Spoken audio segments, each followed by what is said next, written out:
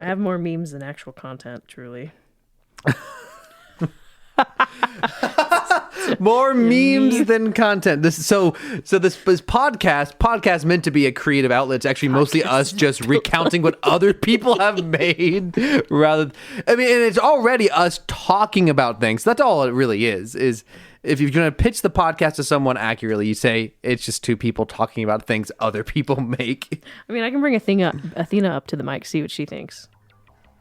I don't know how many opinions she has. She has many. You've been around here. She has opinions on when she should eat.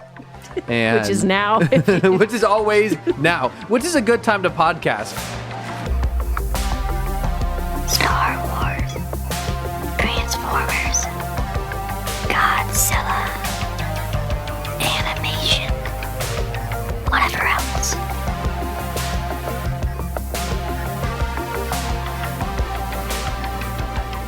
Rebels, robots, and etc. Well, it is Tuesday night.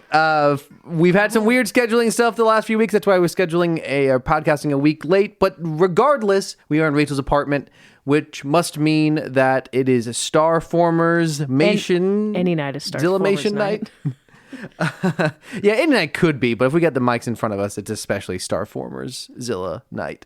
Welcome to Rebels and Robots and etc.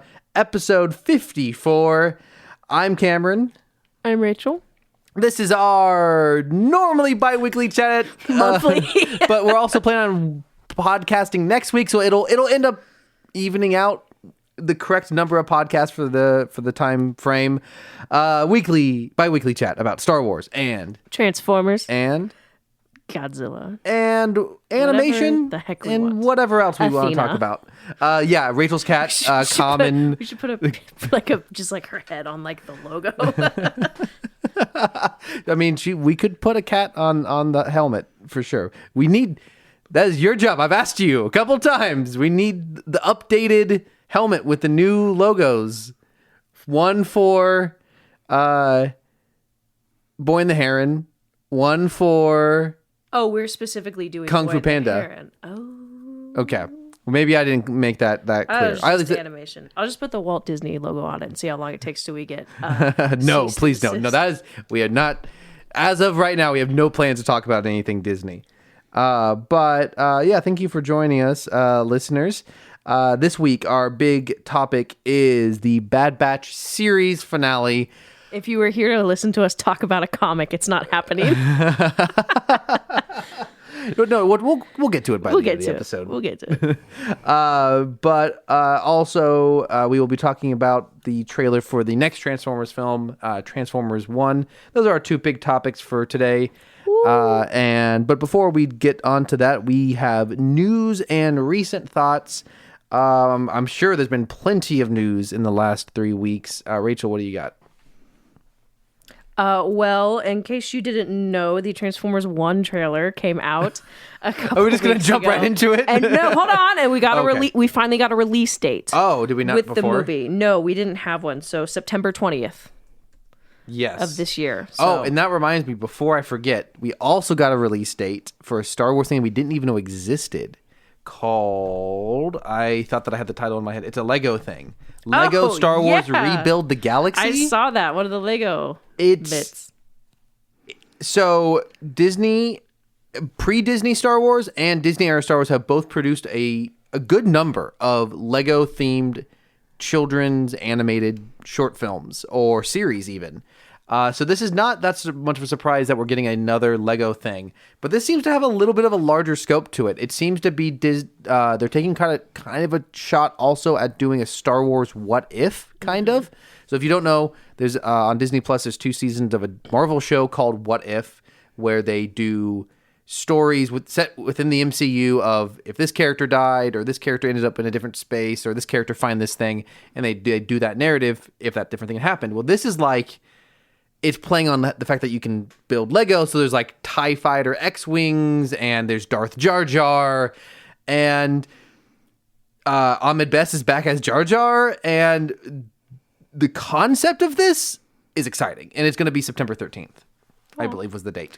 So September will be an interesting time for us. Stacked month of children's animated stuff of two adults talking about things meant for. Hey, maybe like, we'll have Skeleton 10-year-olds. Crew at some point.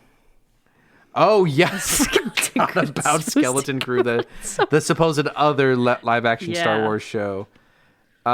So when you said release date, so that's what we'll have in September. You were talking about Transformers 1. Yes. Was there anything else other than the release date? So I saw this tweet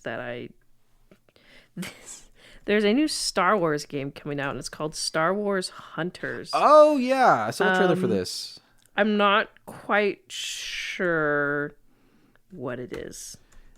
Probably It a is really crappy mobile game, but I think it is a mobile game. Yes. the images for it are cool.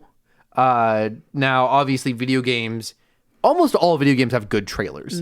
Like, very few video games have bad marketing. They're very good at marketing video games. But the issue with that is we all know no game is going to look like this. Yeah. So they're all almost useless because we know that it's false. So they make for cool little animated shorts if you want to look this up.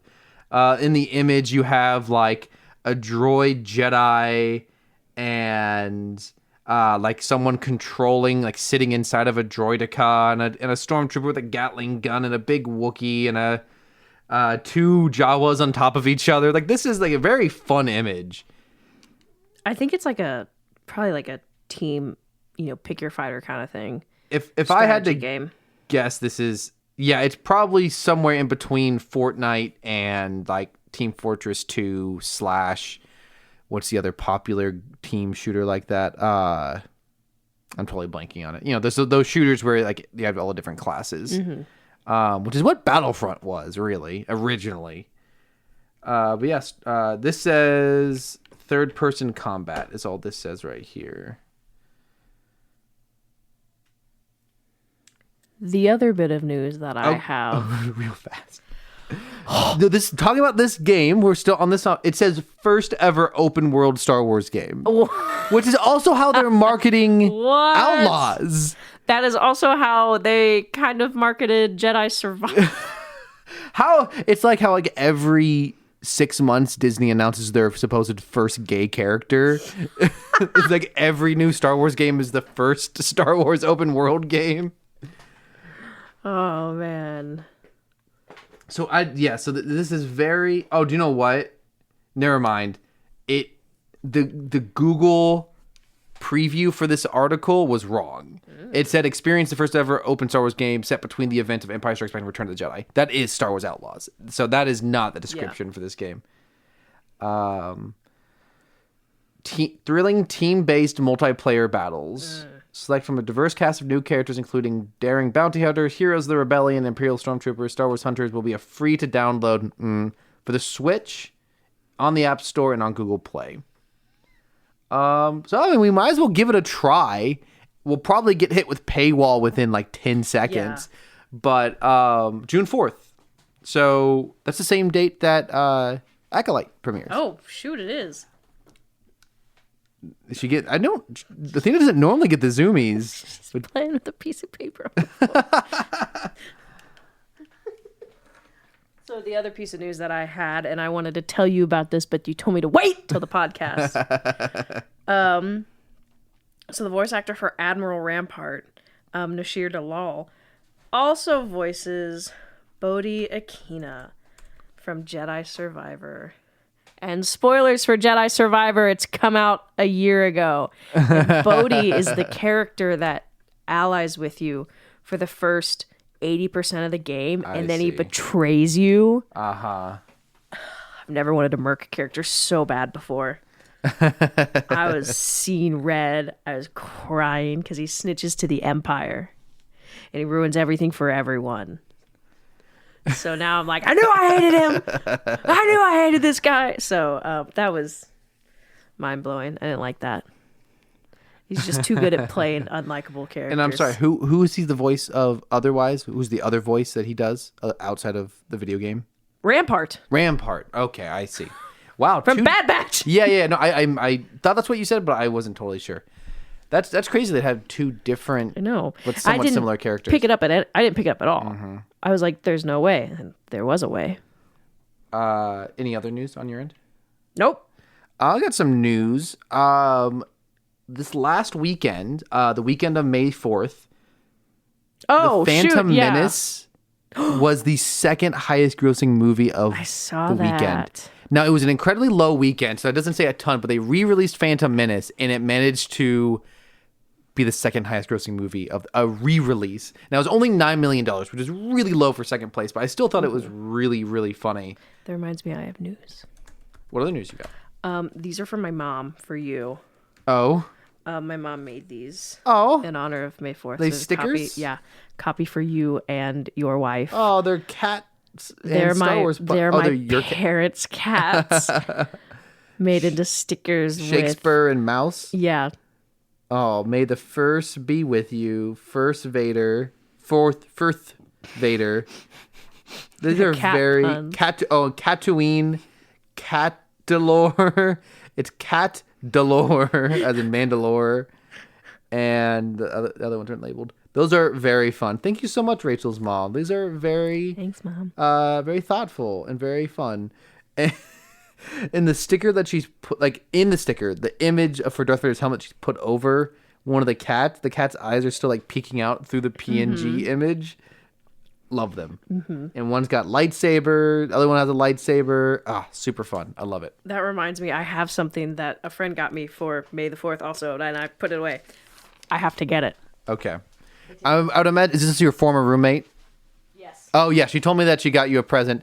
So Rachel was unfortunately not able to go, but they still went to this Star Wars toy expo on 4th, and they showed me video of a real life chopper who, like, it's not only like a big remote control chopper, it like bobbles around like him. Yeah, The way he like is almost like he's about to fall apart. This looked like not just a quote unquote real life chopper, but like how chopper would look like in real life. It was very cool.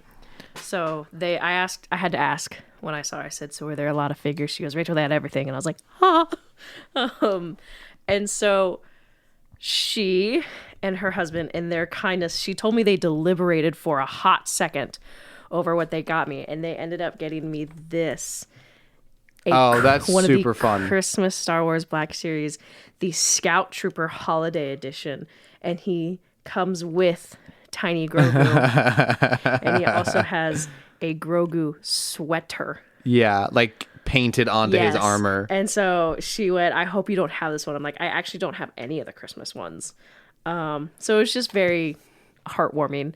Because I couldn't go due to personal reasons, so it was very nice that they thought of me. Yes, that's so great. I love it. So it was funny because then she goes, now there was one we saw and it was Boba Fett and it was all white armor, but I looked at it and I was like, that's so cool, but I bet she has that one. And I was like, you mean the prototype armor from Empire Strikes Back? She goes, yeah. And I went, yeah, I do have that one. Love it. So I like that. She knew. She's like, I bet she's got that one. So it was just very sweet and I really liked it. So yeah, it was very cute. I didn't realize the Scout Trooper came with Grogu. Yeah, that's especially funny because it's Christmas, which should be like happy, but like there was only ever one Scout Trooper who had Grogu in his bag, and he punched him. It's technically just Grogu's head, too, in the bag. There's no body. Yeah. It's just his head, which is so good. scarier. And I love me a good trooper figure, so big fan. Love that. So that was very sweet of them. Other two things I have, not news, but so I can answer questions. So the last time we podcasted, which I know is a long time ago, so you might forgot, I had in my notes just the phrase Skull King equals Long Kong, and I didn't know what it meant. I had just had that in my, do you remember this? So it's not important if you remember it. I had in my last episode, the only thing I had written down in my notes was just the phrase Skull King, the villain from Godzilla X Kong. Scar King. Scar King, thank you. Equals Long Kong. It's because his arms are so Yeah, long. but I was like, I couldn't figure out why I wrote that down. I saw again what made me write it down. I wrote it down for real this time. that's what the fandom was calling him back when there was only a teaser trailer that had him in it. Yeah, but he didn't have a name. Because you see him on the throne and it's just legs. So that was what the fandom was calling him before he had an official name. Funny. Which is such a good. It's funny that we didn't pick up on that a while back. At least I don't know about the fandom, but it was some images that were obviously pre-movie. Yeah, so they did a very short teaser trailer. I enjoy the idea of calling. Long. So I'm way late on this because the movie's come and gone. But Scar King being Long Kong is very funny to me. Other thing is a thought that I had, which is I was thinking about again, and I don't know why, let's take up space in my brain, the fact that Monarch Legacy of Monsters is getting a second season plus supposed spin-offs, and it made me think there can't be that many podcasts that talk about this show. There really cannot be. And that made me think, how much of an influence did the existence of our podcast have on getting that show? Because they're using internet analytics. Monkey paw. Monkey's paw. And I'm not saying we had a massive influence because obviously our podcast is very, very, very, they knew very we were small. going to hate watch it. But man, I had an estimate. And I'm pretty sure I did some just quick searching on Apple Podcast. There is less than 20 podcasts.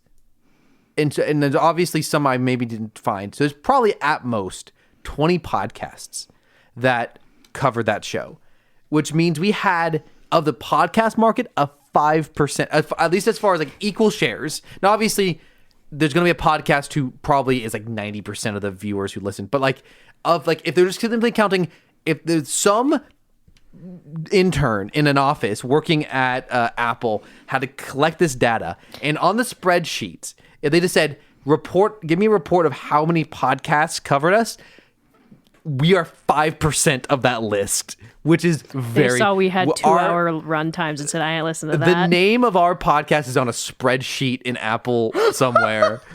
Like, we barely are a blip on Star Wars and Transformers because that's going to be massive. But on Monarch, we're there. We're on the list. We might be dead last, but we are on that list. I don't know how to feel. So the idea was very funny to me that we in some way contributed. Hey, Apple, put us in the Godzilla show. Put us in the Monarch show. Oh man, yeah, that would let us be the podcasters who die in the first. Like we're podcasting, saying that please. Let us be my door dream, stand 69 or something. It popped in my head now, and now it's my dream is to be a podcaster who is refuting the existence of Godzilla, who then gets stepped on Godzilla as he's podcasting. You want Godzilla to step on you? In the movie, in fiction, Rachel. I don't know. I didn't realize we needed to cover an episode where we cover how fiction works, how the magic of movie making. Those people did not really, now I'm gonna totally blank on his name. Ken Watanabe is alive. He is alive in real life. He did not die in a nuclear explosion trying to revitalize Godzilla in the Hollow Earth. How many thousands of feet underground? That is all my news and thoughts. So let's talk about the Transformers 1 trailer. Yeah. So we didn't really know a lot about this movie. We knew it was animated. We knew it was a prequel. It was set on Cybertron. But that didn't really tell us a lot. That gives you obviously a rough idea, but this trailer for me really confirmed one big thing, which is this is very much meant for kids. This is very much a kid, which is not a knock. It's just like we got a sense of the tone. And now this is definitely something a director would say to people on the internet. He is saying that the movie gets darker as it goes along, that it starts off more lighthearted. And rumor has it it's the start of a trilogy. Yes. Obviously, So we have Transformers 1, Transformers 2, and Transformers 3. Obvious. That's obvious. Gosh. And Like poetry, right? We already knew it was Chris Hemsworth as Orion Pax / pre-Optimus Prime. Brian Tyree Henry as D16. Is that his classic canonical early name? Yeah. Yeah. AKA Megatron. Scarlett Johansson. It's like a drone name. I see. Yeah. So in this one, it does not seem like they're doing the like Gladiator. No. So here's the origin. So actually, there was a scene that I couldn't tell if that's what it was. So it's very interesting because like a lot of the continuities. Hi, welcome to Rebels and Robots. I am Robots! We're talking about robots. Transformers again. Robots. Welcome Cameron back, has finally Transformers taken friends. the child harness off, and I have sprinted down the hotel hallway, never to be seen again. You're going to catch me across the 4-lane interstate in 5 minutes. So a lot of continuities, a very popular continuity is that Megatron was a miner in like the mining cast who worked his way up into the gladiatorial cast, got his following there in a political movement, and Orion Pax was in kind of, at least for the most part, in like a higher caste system. A lot of the Transformers continuities, especially post G1, deal with caste systems. And so they initially meet because Orion's like, hey man, this guy's got some good ideas on how not to like consider people second-class citizens. And they eventually split ways because obviously Megatron goes, we're going to kill everyone who doesn't agree with us. And Orion's like, I can't do that. But so this seems to be taking a route that they're both in this lower mining caste system, which is very interesting. Yeah. So I think to tie to that is a more question. Go ahead. They're underground. They're under the surface of the planet. Oh, yeah, because there's a moment. So the other two in their party are Alita 1 and Bumblebee. And they all end up on the surface together, and someone comments how beautiful the surface is. Which actually, we don't typically get to see Cybertron pre-war. Sure. So like, wow, look, it's not scorched. Mm-hmm. So my question related to what you were talking about the surface and being from the caste system, which raises the question, okay, what does end up dividing them? You see in this trailer, the most interesting thing to me narrative-wise is you see Megatron discovering what is like a Decepticon symbol. It's like a sculpture, which so it implies that like that, and that interests me. Like where what does this logo mean? What does a Decepticon mean? There's something here that's going to inspire him. So, if you want to hear my crackpot theory. Okay. Yes, I definitely do. Crackhead energy, go. Apologies to our listeners who are probably like, gosh, can you just talk about memes? So, depending, in most continuities, so there's Primus, good god, and Unicron, bad god. Primus created 13 primes who are like leaders. Sure. One of them is Alpha Trion, who we see in this trailer. Yes. And we see the 4 squad in this, what it kind of looks like a very rusted, corroded area. And I think there were other bodies. Oh, interesting. Okay. One of the original 13 is also called Megatronus. Oh. And so my guess is some continuities have a lot of reincarnation. So you also have Optimus being a reincarnation of one of the 13. Well, I mean, like he like is one of the 13, just like reincarnated as well. I see. So my crackpot thing, 5 months in, I'm gonna laugh if I'm just totally wrong, and he just thought he looked cool. Yeah. But we could have either a reincarnation thing, or because Megatronus also had, it's almost kind of like a very similar Anakin Skywalker fallen angel kind of energy, turned bad, forced to be taken out. So I almost wonder if that's what this situation is, if there is like, it's kind of like history is repeating itself in a situation. But you mentioned what is dividing them, and I'm fairly certain this is what is, it's the ability to transform.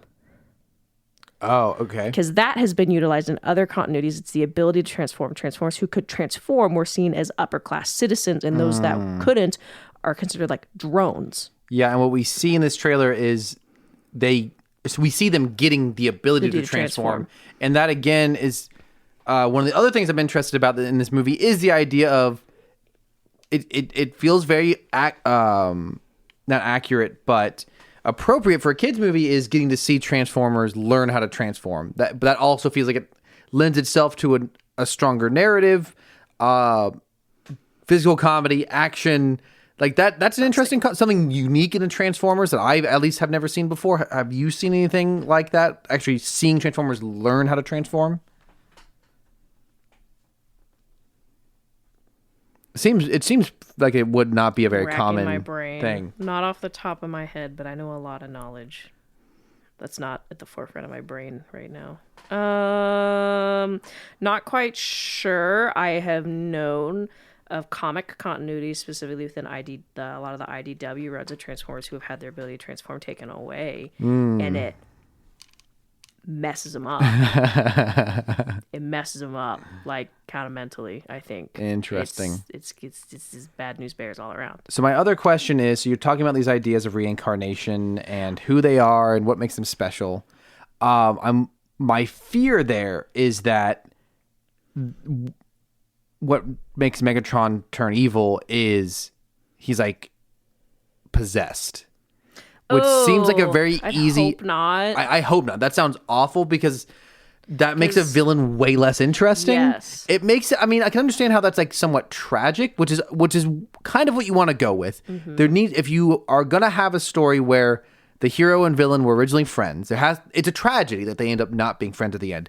But it's less of an interesting tragedy if the villain became the villain through new means of their own. Yeah. And that leads me to the next question, which is, do you think it's possible whatever ends up making them special, whether it's possession or just like unlocking something inside of them, we see them all get like a core put into them that gives them the power to transform. Could what makes Prime a Prime and Megatron come from that? Potentially, but then you would also have to be, what does it add to Alita and Bumblebee? Yeah. I don't know. It's a good question. I don't know. But I texted you and our listener Megan about this when it came out, because I am very excited that this is leaning into the other continuities that are like leading into like the corruptness of Cybertronian class-based societies. Yeah. Especially focusing on that quote unquote second class, weaker, unequal. And I was going off about this in the group chat, and Cameron just sends me a GIF that says boring, shut up, nerd. However, here's the thing. I'm excited. I mean, I'm also just excited that we are getting an animated Transformers film on Cybertron. Sure. So we're not going to have any stinky humans. Presumably. We'll see. Presumably not. But so here's the thing. Watching this is just kind of like how it feels when probably like I'm so excited, but there's also the part where it's like when you're watching like the prequels for the first time and you're like, oh, I'm so excited. Oh yeah, Anakin turns bad. That's kind of how it is. It's like this exciting, but you also kind of know how it's going to end ultimately. So it's kind of like, oh, that's a bit of a bummer. But we saw some familiar faces. Someone on Twitter, whose name is slipping my mind, went and like took extensive screenshots of all the background characters that are familiar. But we see quite a few Decepticons in this. I don't know, pre-Decepticons? I don't know. We see Starscream, Soundwave, Shockwave. We see Arachnid, who looks a lot like her Transformers Prime iteration. Yeah, I saw that a lot when the trailer came out. And we also see affectionately named Steve. He's a Viacon. Viacons are the copy and paste like drone grunts that Transformers Prime had for the cannon fodder. Someone named him Steve off Tumblr, and it just went off. That's fun. But someone went, because I noticed like at least like at the forefront we're seeing more Decepticons versus like Autobots. But I did see someone take a screenshot that it looks like Jazz is in this. So very exciting. I don't know. I'm excited. So another lore question. So you mentioned seeing bodies on the surface in this kind of corroded That's what area. it looked like. This one looks very angelic. He's got like wings. Does that mean anything to you? Does that have any significance?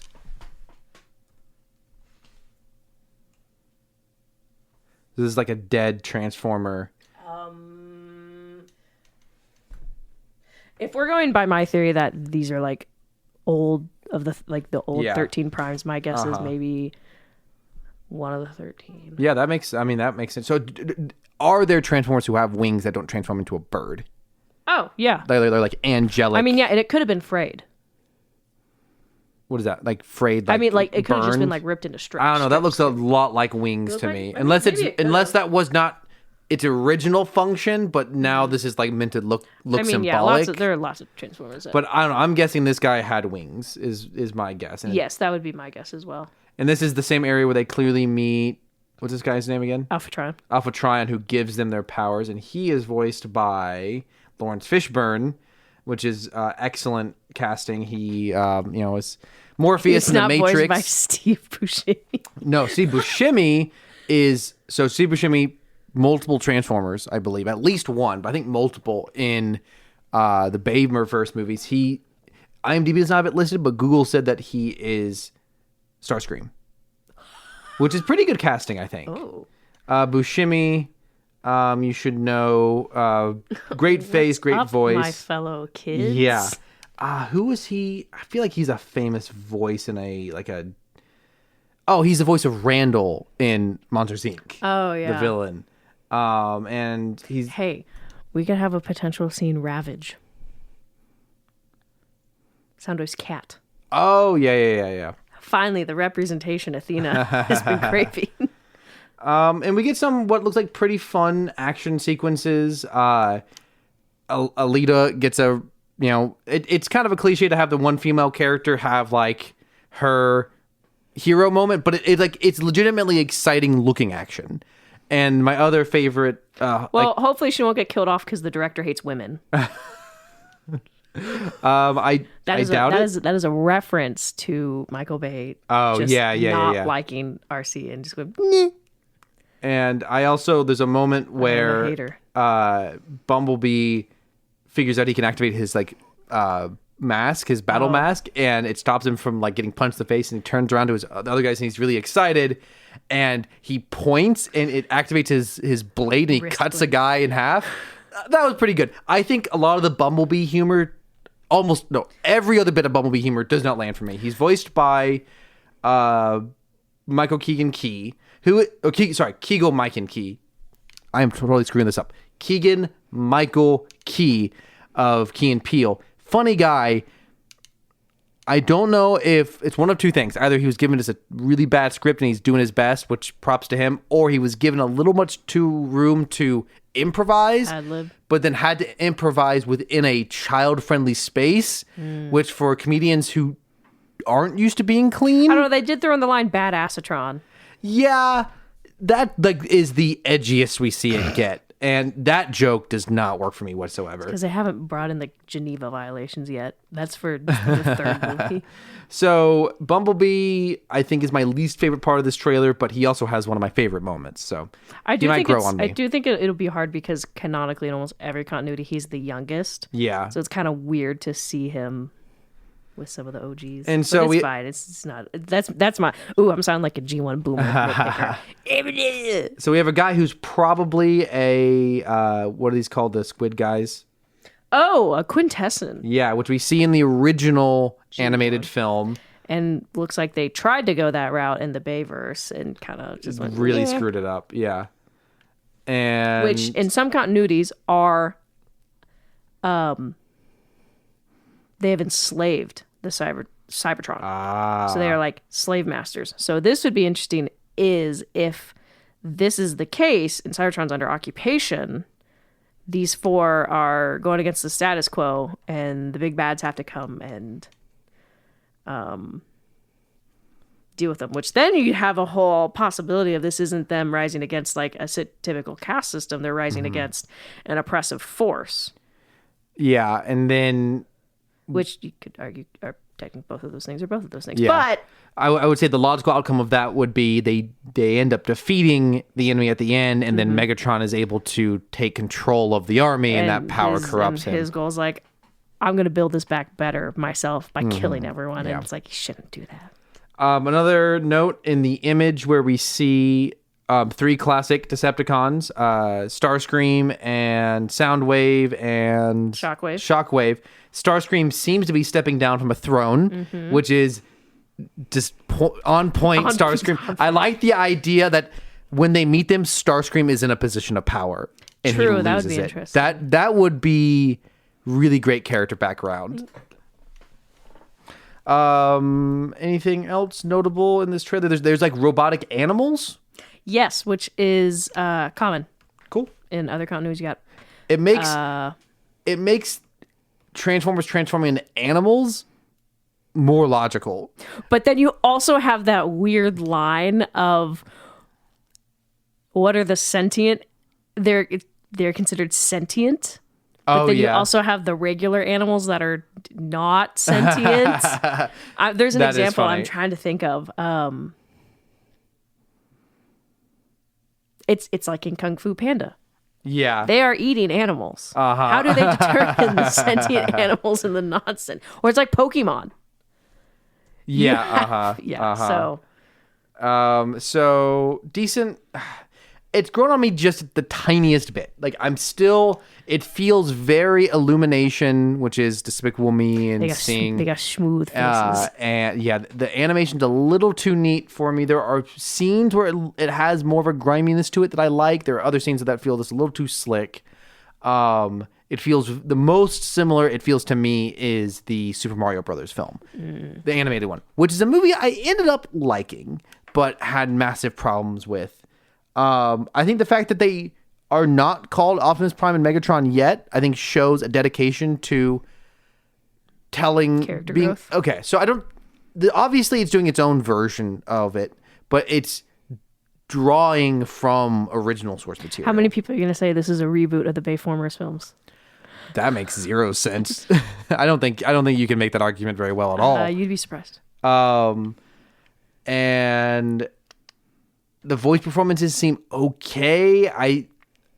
But also in the original cartoon, Orion Pax sounds nothing like Optimus Prime. No, though. he's like So casual 18-year-old man. we might see a Boy. decent enough vocal transformation by the end. I don't immediately hate Chris Hemsworth in this. He's not awful, but he's not inspired either. But like the voice casting, and I've seen the trailer, the voice casting feels very, they just went with a popular person. He was not really cast. Brian Tyree Henry as Megatron's kind of an interesting choice because he's not such a big name. Who is also in Godzilla X Kong. And Godzilla vs. Kong. So What a crossover.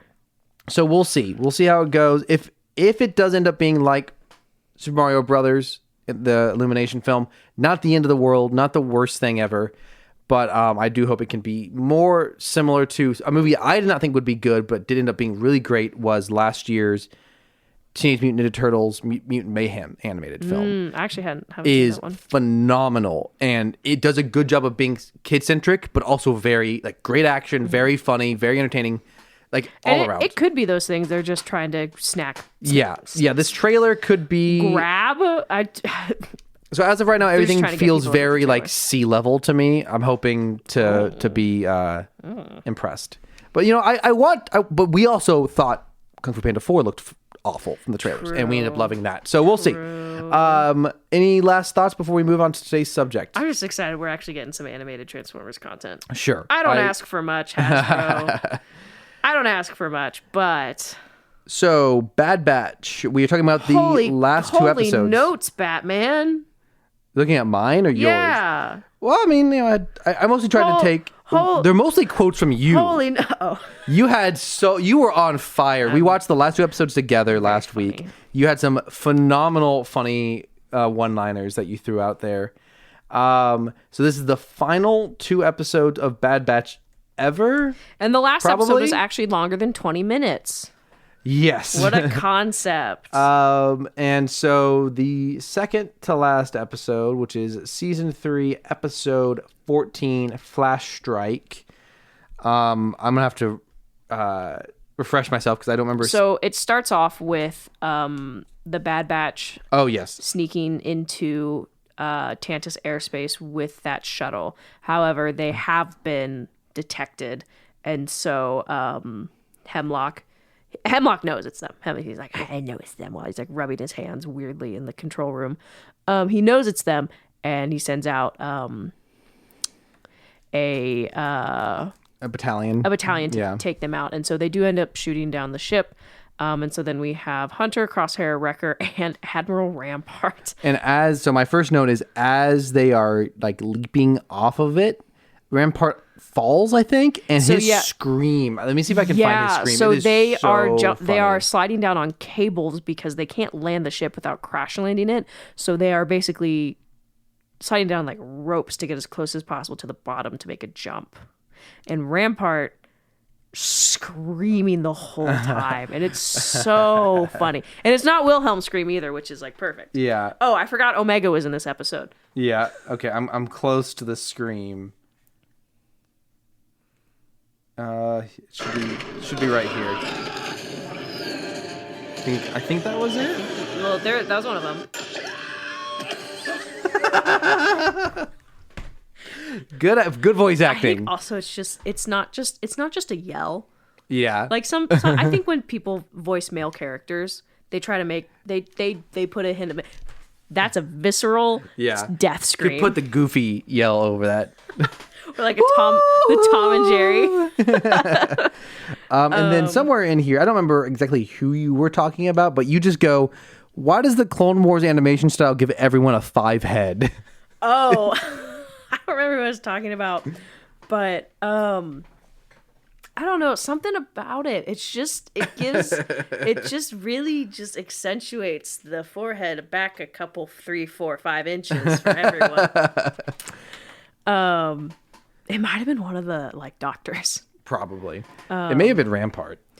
It might have been Rampart, but so they crash land, and then we have 3 of the Bad Batch and Rampart having to rough it out in the woods. The whole time, Omega is trying to. She is. She's like climbing around inside the walls, vents, and so she's having the other kids cover for her. And Emery has gone, and so this other random doctor, who's far more suspicious of these children, as she should be, is left. Should be suspicious of all children. They're always scheming. Yeah, is left in charge. It's left in charge, and so yes, they're scheming. So I'm trying to remember this to the best of my ability. So somewhere in here, my next note, so if you don't remember, the Bad Batch got to this planet by like attaching their ship to the bottom of like a supply ship, and that ship lands. Oh yes, and Echo is still on that ship, and the clone troopers from the base say that they need to inspect everything, and the clone officer almost literally goes, "Fine." Like, it's the Imperial so officer, sassy. he's so upset by it. He's so inconvenienced by it. Also, somewhere in here, we also get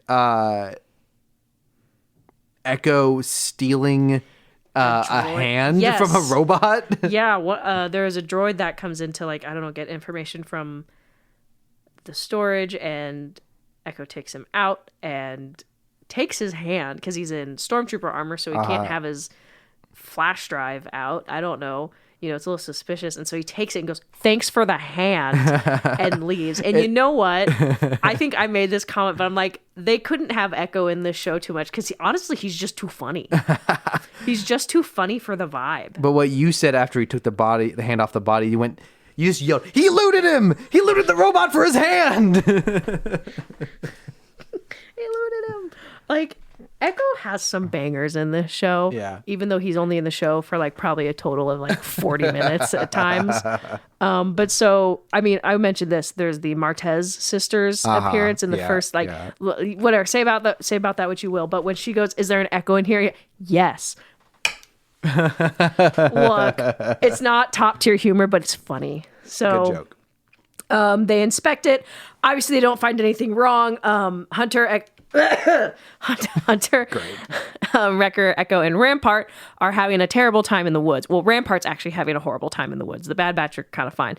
They end up waking a moss. I don't know what it's called, but it looks like a little plant bear. Well, quickly before that, it's just Wrecker and Crosshair walking. They've been separated from Hunter and Rampart. From Hunter, and as they're walking, Hunter jumps out with both of his guns, and like.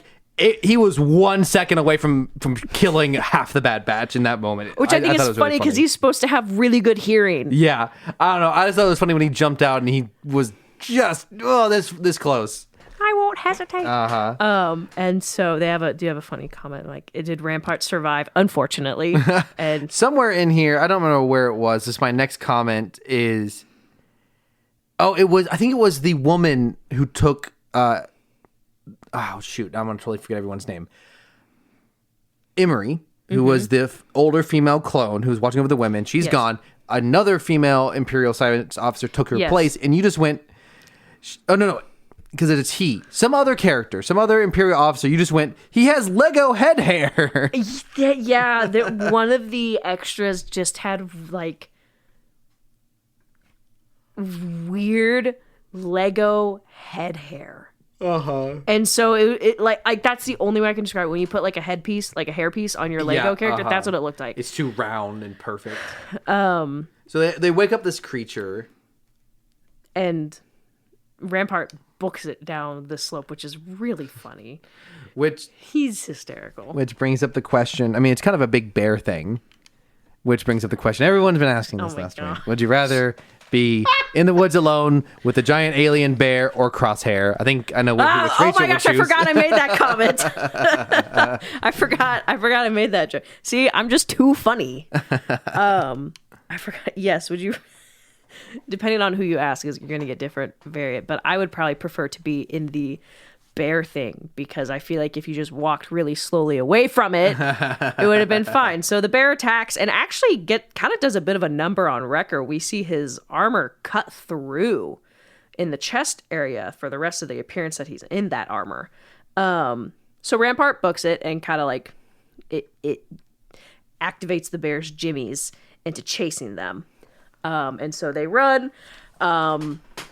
This also alerts the patrolling troopers nearby that they're in the area. So there's gunfights, all these things. They're running. Rampart runs and he gets caught by the Imperial troopers. Also, sorry, another thing in here. Another funny Rachel quote. That was before the bear attack. Rampart and Crosshair are walking together. Oh, yeah. And Rampart is trying to convince Crosshair that he's not loyal to anyone but himself. He says, "You're not loyal to anyone but yourself." And you just went, "I am Rampart. Rampart is me." Trying to convince. Because Crosshair's like, "I've changed," and I think Rampart makes a comment. He's like, "Sure you," or he makes a comment. He's like, he makes some sarcastic, disparaging comment that implies he does not believe Crosshair, and I was like, same. So this whole time, Omega is climbing in the rafters. Trying to figure out grub she is. A little grub. She's trying to find a way out because the blood goes somewhere, so obviously it has to go somewhere. So the other doctor has noticed Omega is gone. So we kind of have this tense moment of this doctor taking 15 minutes to walk down a flight of stairs into the room to do rounds on the children. And so one thing Omega sees at the end of one thing she stops is she comes across a panel that is see-through that she can peek through, and we see a grown Zillo beast enclosure. So that is, we're like, oh, okay, so they did capture it. It is here on Tantus. Lots of people had theorized that, and so now we get the confirmation, and we see that they're keeping it in a big old water tank, and they're shocking it to keep it under wraps. It's under guard. So she starts to make her way back. Rampart gets caught. The Bad Batch does not. They manage to sneak away. And I don't remember if a whole lot more happens with the Bad Batch in this episode, but Omega makes her way back, and the doctor has arrived, and she is going through all the kids. And so there are two kids. Well, there are two kids, Omega, and then the fourth kid that she would be checking. So they check. I can't remember her name, but the little red alien girl. And she's like, I don't know, is she Dr. Carr? No, it's Emery Carr. She calls herself this, but she's like, "Doctor, I don't feel very well." And the doctor's like, "Scan her." Because they're trying to... Dr. Scadler? Maybe. Scalder. They're trying to cover for Omega. And, they're also like 7. They're not child soldiers, so they're kind of, they're doing their best. And so she's like, "Dr. Scalder, I don't feel very good." And Dr. Scalder has the robot scan her, and she's like, "You're fine." And I was like, typical doctor gaslighting. And so she moves on to, is it Sammy? I might be wrong, but the little blue girl. And they scan her, they take the test, and she's like, "Doctor, I'm hungry." And the doctor basically is like, "Suck it up. You're fine." And starts to move into Omega's room. And the third one, the green boy, Jax, he's like, can I go next? And Dr. Scalder is like, really like, what is going on? And so she walks in, and then it is revealed Omega has made it back in time. So She went back in time. Whoa! Omega has made it back into her cell without getting caught. So they take her blood, and they finish doing the trip, and then they're doing the check-in, and then after Dr. Scalder leaves, the kids are like, what's going on? And Omega's like, we found a way out. So I think. So I think that's where it ends. Yeah, probably. My last comment that I have from you is just, you just said, when was the last time we saw Echo's ears? Oh, yes. I forgot about this. There's a whole scene where I forgot Echo was in the Tantus base. Holy Yes. crap. So Echo is sneaking through Tantus base, and he's trying to figure out where Omega is. And so he comes into a room that we've seen quite a bit, and it is where Nala Se originally was working. Yeah. It's not in the core with the rest of the children. And so he is, in extremely not subtle fashion, has his arm plugged into the database. And Emery Carr comes in, and she sees it, but she doesn't rat him out. And so they have a conversation where she's like, you're Echo. Omega talked about you. And Echo's like, she talked about you too. To Emery Carr. And they kind of have this conversation. Like I said, she doesn't rat him out. And so they kind of, I don't remember what exactly the words that are exchanged, but they kind of have this conversation of like, I think Echo mentions that Omega had faith, or so, not faith, but like had confidence in that Emery would do the right thing. And so kind of like starts this conversation of Emery's conflicted feelings on experimenting on children and her part in all this. But I said, when was the last time we saw Echo's ears? Because Echo has he looks like he's wearing Beats headphones at all times. So that's what that was. So it's an all right episode. It just is finally at a point where the show can't go anywhere. Yeah. This final episode can only accomplish so much, and that so much is so little. Mm-hmm. Start of the next episode, I just have you saying, this reminds me of the Game of Thrones season finale where someone got by getting stabbed by a bunch of 7-year-olds. Oh my gosh. Okay, so if I remember, do you have the episode pulled up? Are you skimming through it? Okay, cool. So Admiral Rampart has been captured, and Hemlock's like, hi, friend. That's not what he said. This is me paraphrasing. And so they're conversing, and Hemlock's like, oh, you really teamed up with them. Did you think you'd get a part of the Empire? Did you think they would give you everything back? Blah, blah, blah. Spitting competition. And so we go back to Omega and the kids. So Omega is plotting with the children. And so it's still Dr. Scalder, and so they Omega stabs the little officer. Well, that was what was funny, is you said the thing about the children stabbing the guy in Game of Thrones, and then not long later, they stab the robot to escape. Yeah, so I am referencing the finale of, I believe it is season 7. If you've seen Game of Thrones, which, I mean, it is, this is spoilers for Game of Thrones season 6. So basically what I am referencing is that, no, I might be wrong. I think it is,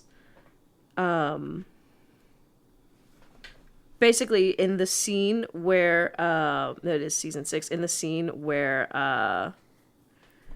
Cersei blows up the sept. If you've seen it, you know what I'm talking about. It's the finale. There is a scene where one of the characters gets stabbed by like a bunch of children. Like they all shank him to death. It's Grandmaster Pycelle, I think. 20 children come out of the shadows and shake him. So that's kind of what I was thinking. But so Omega manages to get behind this like robot that has been kind of observing them and taking their blood, and she stabs it with a little pin. And what they do is they rewire it essentially. And so Dr. Scalder comes down to investigate it. Dr. Scalder looks like she's gonna like punt any one of these kids at any given moment unprompted, and the robot comes around and administers a sedative to Dr. Scalder and knocks her out like immediately. So I'm curious what the dosage is on that. Like, hopefully nothing too bad. So that is what gives them enough time to get out and into the tunnels. At the same time, Emery and Echo are on their way to the vault to get them out. And they arrive probably, 5 minutes after these kids had left?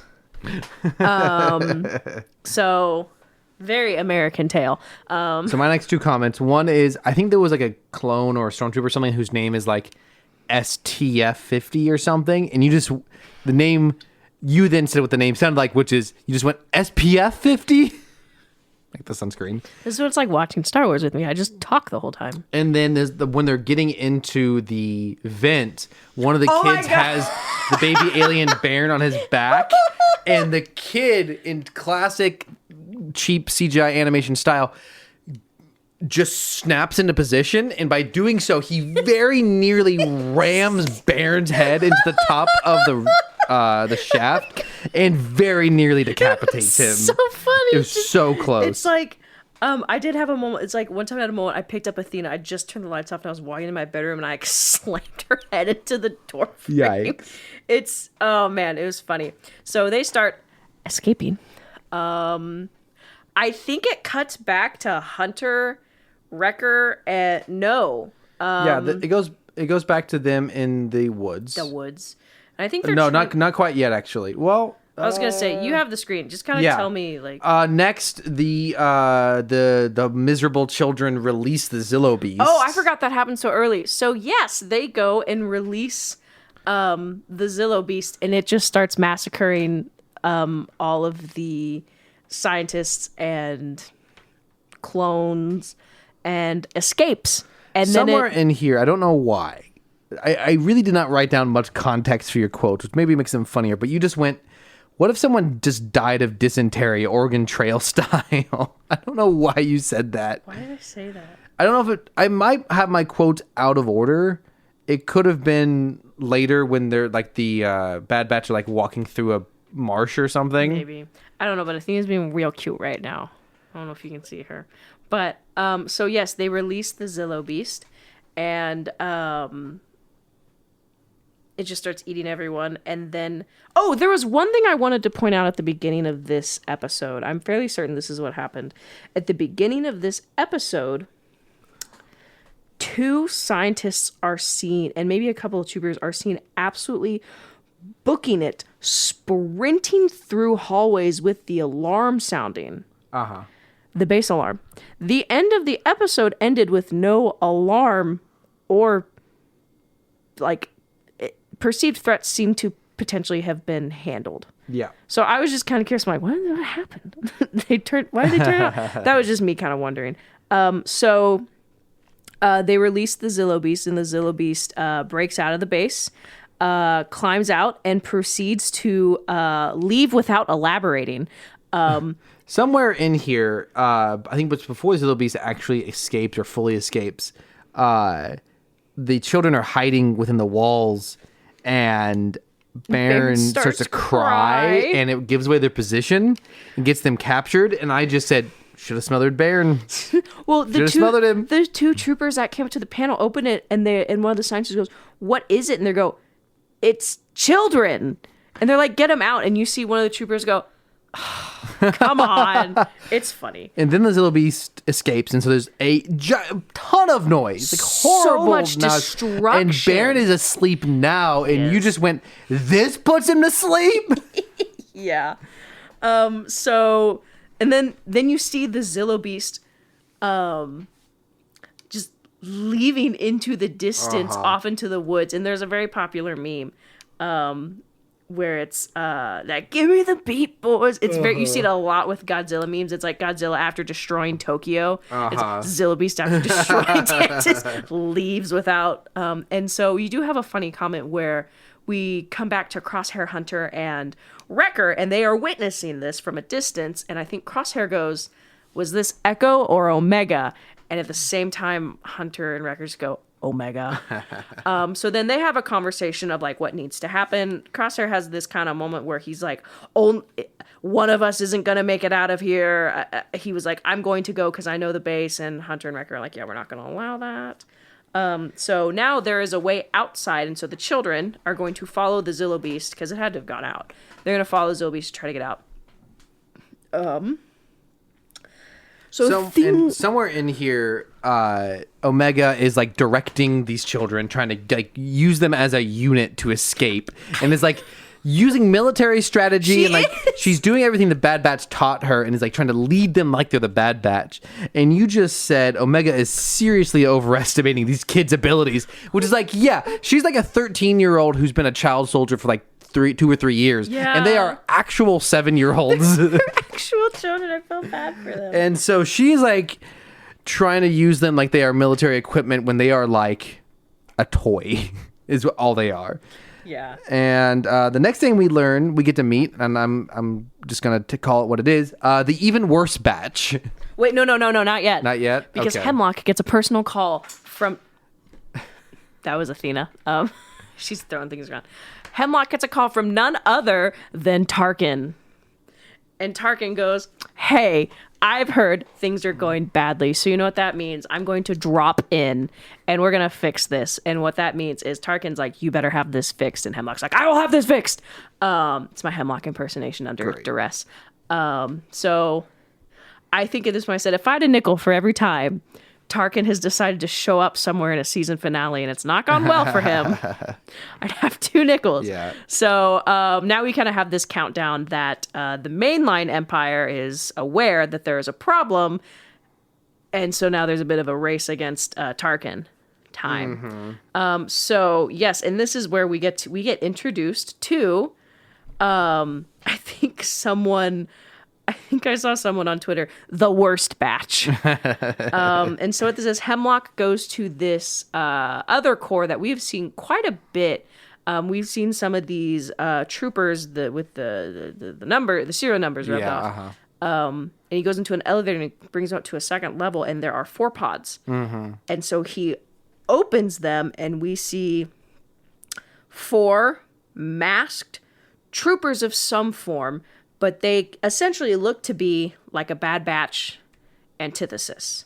Is that the correct word for that? Yeah. They're the anti-Bad Batch. Yeah, it's 4 or 5 batch? different. Yeah, the opposite of good is bad. The good batch. They all have different sizes, different weapons, different Big looks. Blade. Yeah. Sniper. Skinny. And this pretty much answers the question of what the Winter Soldier was. He was not the Winter Soldier. He was not. We get either there is no answer or we don't get the answer on what he was. He was just a clone.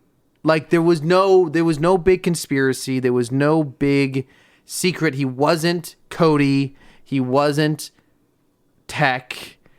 But they didn't reveal that just yet, though. Well, I'm like. But yes, this is the big thing. I feel like the season's been building towards. Yes. Of what are they? What doing? is this thing that's hunting them? We get 3 or 4 more of them, and all they are is just more genetically. Like this would have been a good plot for the season. Yep. Like that would have been a cool idea for the season of the Bad Batch are being hunted by more advanced versions of themselves. They're like Knights of Ren. They were being hunted the whole season anyway. They looked really cool too. Yeah, they're barely like this is a whole total waste of this idea. Like they're in this for like a whole 15 minutes. Man, Hasbro's gonna release him as figures. Yeah, buy him again. It doesn't end up meaning anything. This theoretically seems to be, as far as we can tell, this is what Project Necromancer was. So, at the beginning of the season, Palpatine comes to this base. Oh, yeah. They open a chamber for him, and he's like, good. And then the chamber's open this time, and it's these other modified clone soldiers is what's in there. Was it the same? It seemed to me. I didn't know if it was the same. I thought it was the same. I thought it was a different... No, because No, because they went through a set of a bunch of doors and force fields similar to the core that leads into where the children were. So The it was area, at least I don't think so. I think it's implied that this is what Palpatine was looking at. Was one of these Project soldiers. Necromancer is... I know the word necromancer is like a wizard who like brings things back from the dead, which way more implies the project to have a clone body for Palpatine. I feel like this was Hemlock's side project. Because this is what he was considering, like, he had a word for it. Like reconscripting clones who were bad. Yeah. He's like, naughty clones go to the pod or something. I don't know.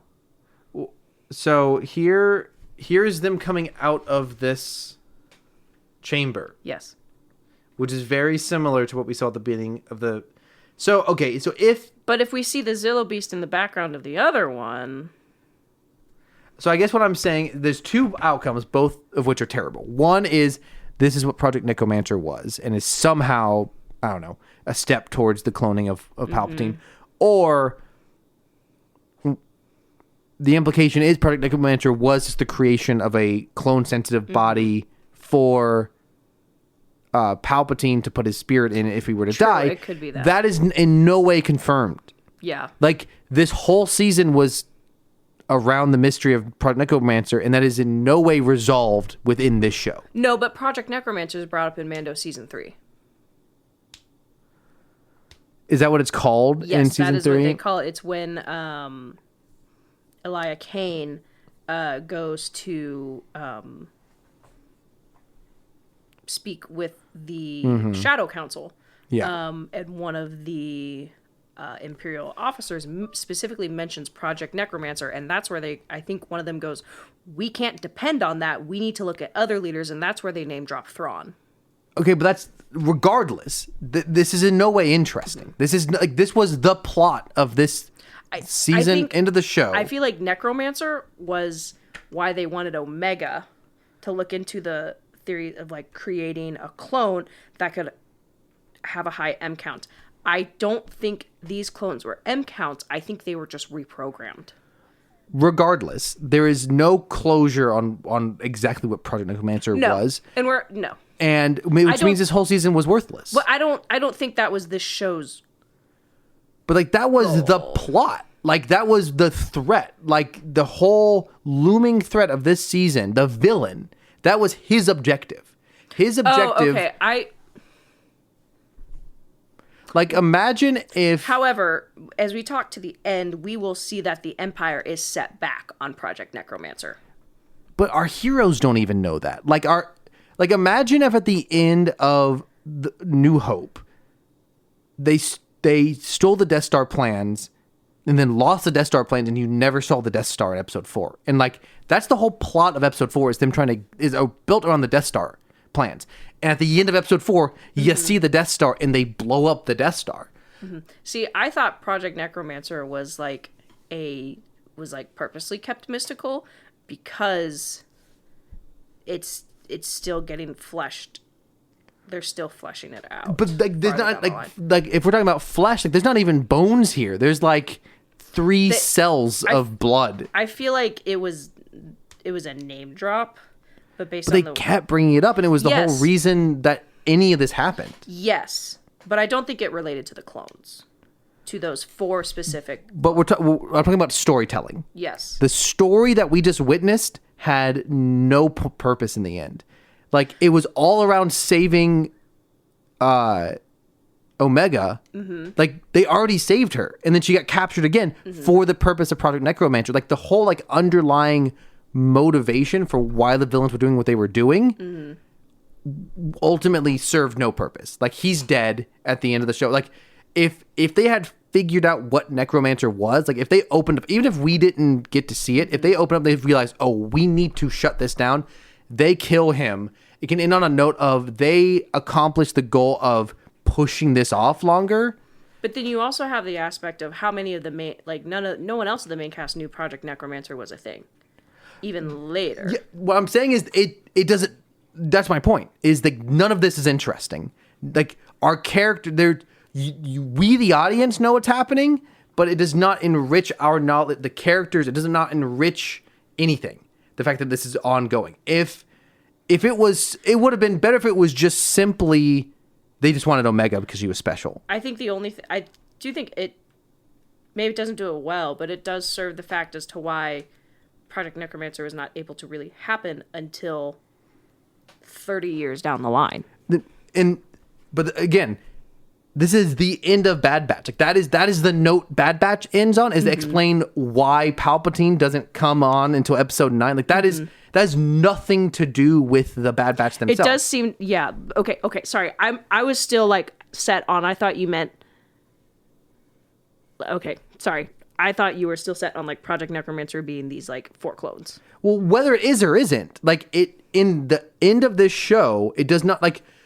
Let's look back. What Rebels did so amazingly is the show goes back to Lothal. Yes. The final plot of Rebels brings it back to where the show started, which is defending the planet that we as the audience care about in the characters themselves. Yes. It would be like they were trying to save a planet that we didn't know anything about and we never even saw. If they were just like somehow vaguely saving a planet they didn't even know anything about. Yeah, it felt like it was like, unfortunately, the Bad Batch seasons have done, and granted we still have part of the episode to get through, a lot of alluding to very big things and then not actually doing them.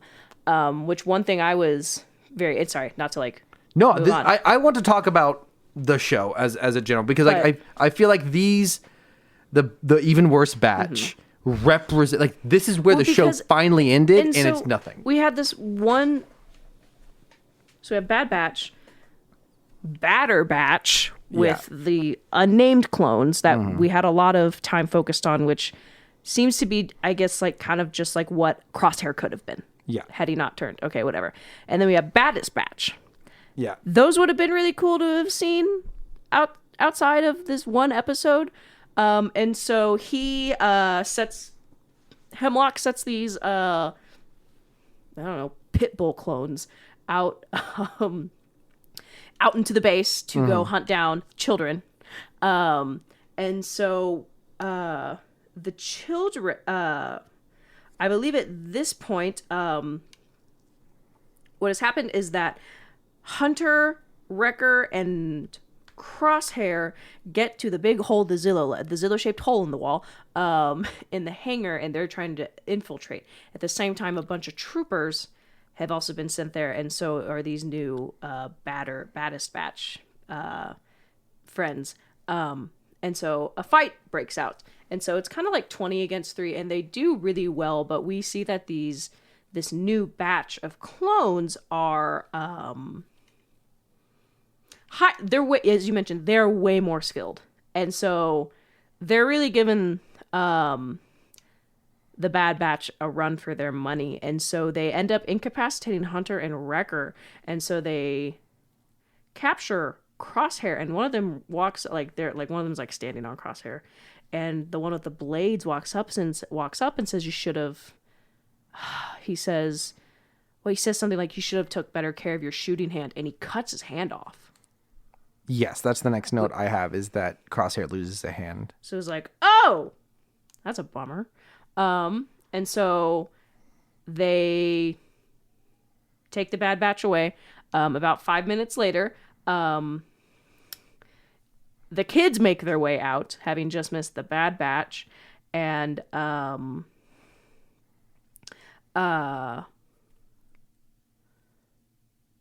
so they end up, I think, is this the point where they free all the clones? Not yet. So they get caught by a couple of stormtroopers, and then those stormtroopers are incapacitated, and so Echo and Emery are there to help them. So what they do is Echo, I think, has seen that Echo and Emery have seen that the Bad Batch have been captured, so they find the kids. And so what happens is Emery takes the other 4 children, the non-child soldiers, and they leave in a shuttle.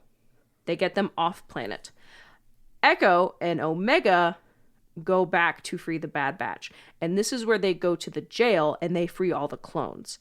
They also free Nala Se and Rampart. Yeah. And so there's like a semi-inspiring speech. The clones are ready to fight. It's like 20 of them.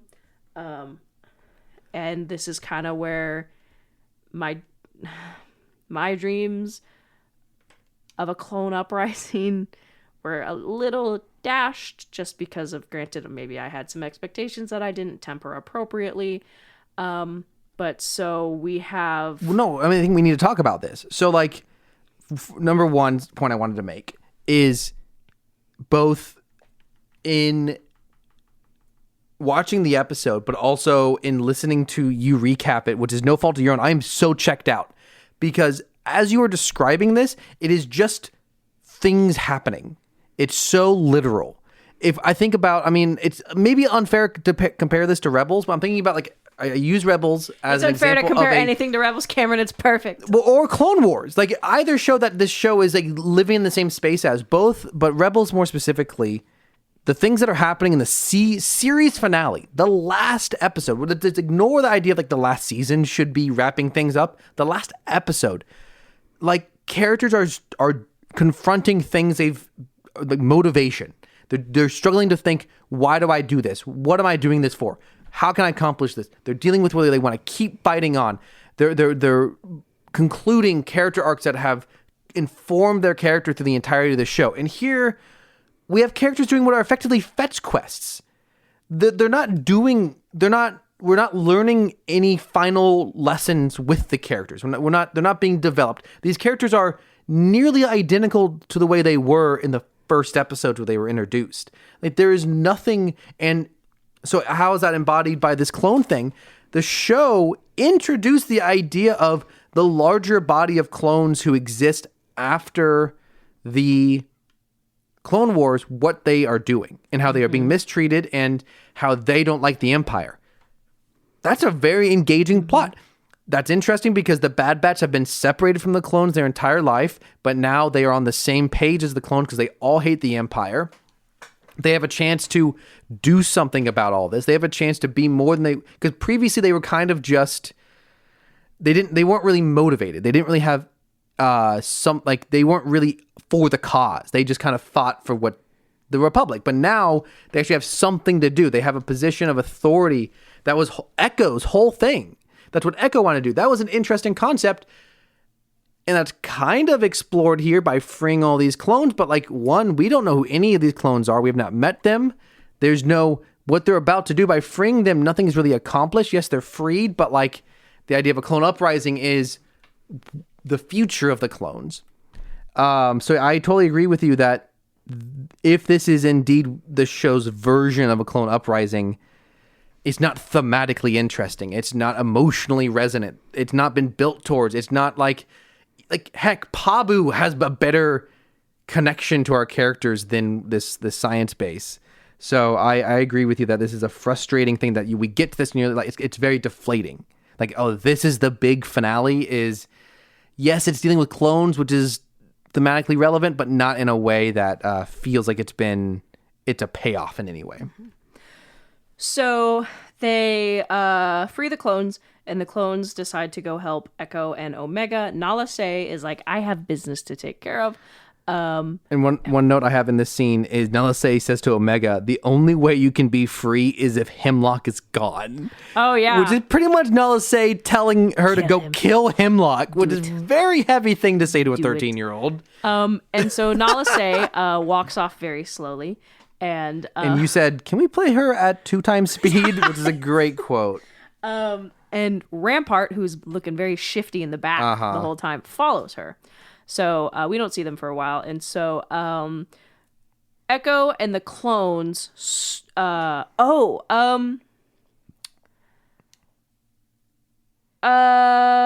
shoot. Okay. So we go back to Hemlock and the Bad Batch, and so we see that they're in these 3 tank tube things. And they're looking a little worse for wear, and Hemlock monologues to Hunter about how this is like where he reprograms clones through like shock therapy, or I don't know. Yeah, something like that. He like electrocutes Hunter, and it's like naughty clones go to the tubes. And so he essentially just kind of starts torturing them. Omega sneaks in to try and free them. She gets caught, and Hemlock handcuffs her to him, so she cannot escape. And so at the same time, she does manage to, I think, unlock Wrecker's, like, their restraints of some form on the Bad Batch. Echo has come in and he is with the rest of the clones and they start opening fire. And then they turn on gas, which I don't know if it kills a bunch of the clones or just like knocks them out. I just don't know if it's lethal or sedative. And then Hemlock dips with Omega. And so his goal, I think, is to like get off of Tantus. He's like, it's bad. Let's just nuke it from orbit. Let's get out of here.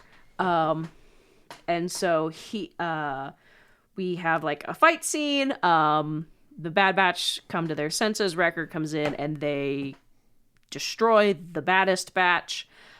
And then there's a scene where Hunter tussles with this clone who we have seen the whole time, this just mysterious clone. And he just stabs him with an electricity rod and kills him. And this is a clone that a lot of people have been thinking is Tech. And there is no reveal. They kill him and they leave.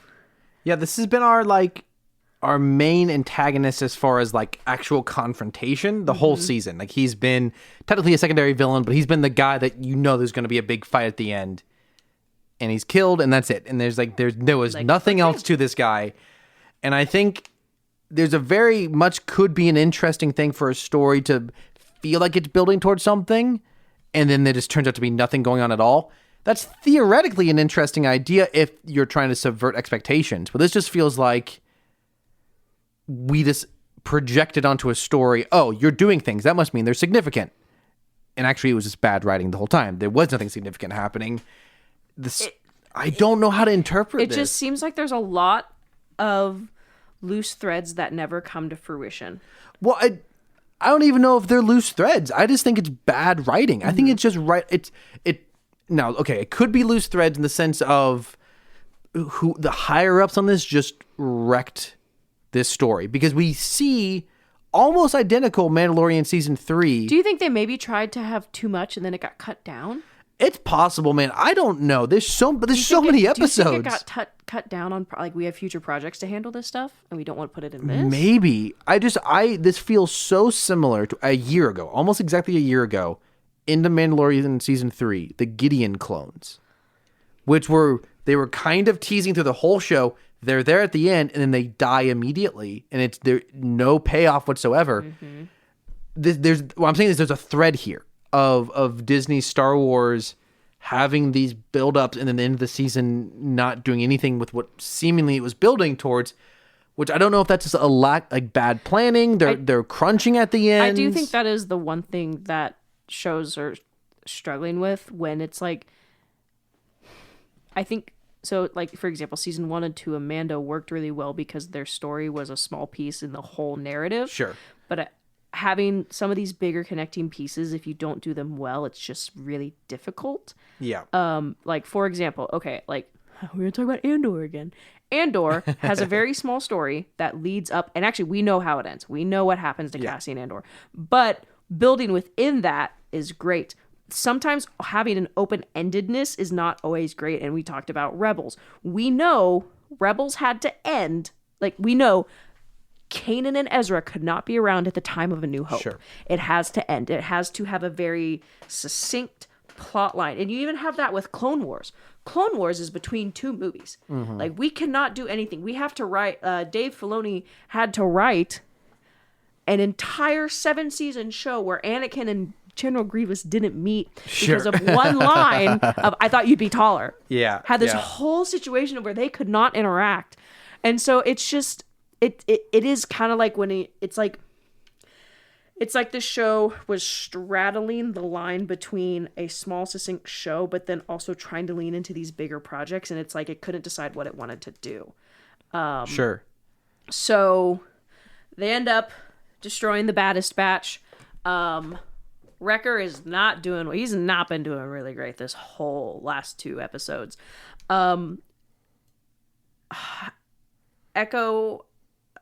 carried this whole, like, the Bad Batch and Omega would be dead without Echo. Yeah. Echo carried. Also, they did talk about how they contacted Rex for help. Yeah. And so there seems to be this waiting, because that's what I was thinking. Like, Rex is going to come with a bunch of clones, and they're just going to clean house. So we switch to Nala Se, who is in that circular room where Omega first got her blood drawn. And so she is very specifically looking to delete Omega's information, because Omega is very, very special to this project.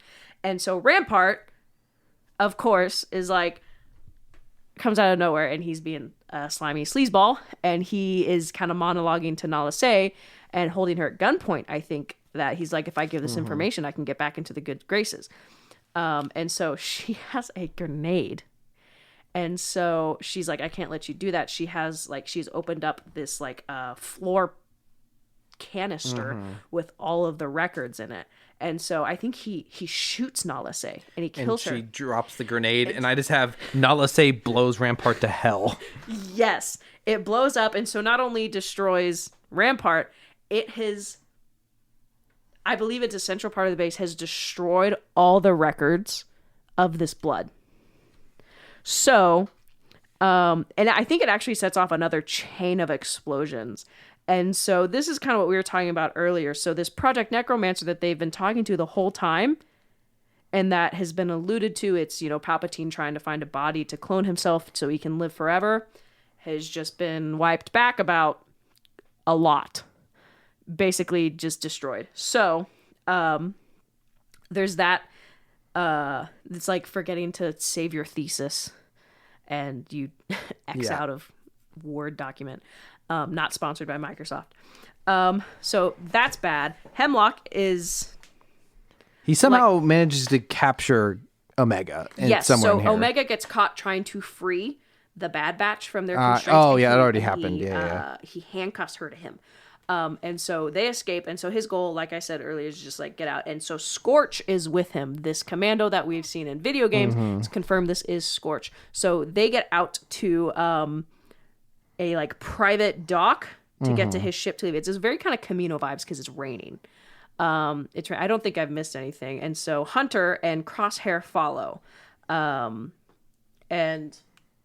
she's in your bag. And the cat is in the bag. Hold on. I gotta handle this. No. What are you doing? No, look at her. What are you doing? I think you're so cute, huh? Go on. Hey. Go on. I'm sorry, Athena.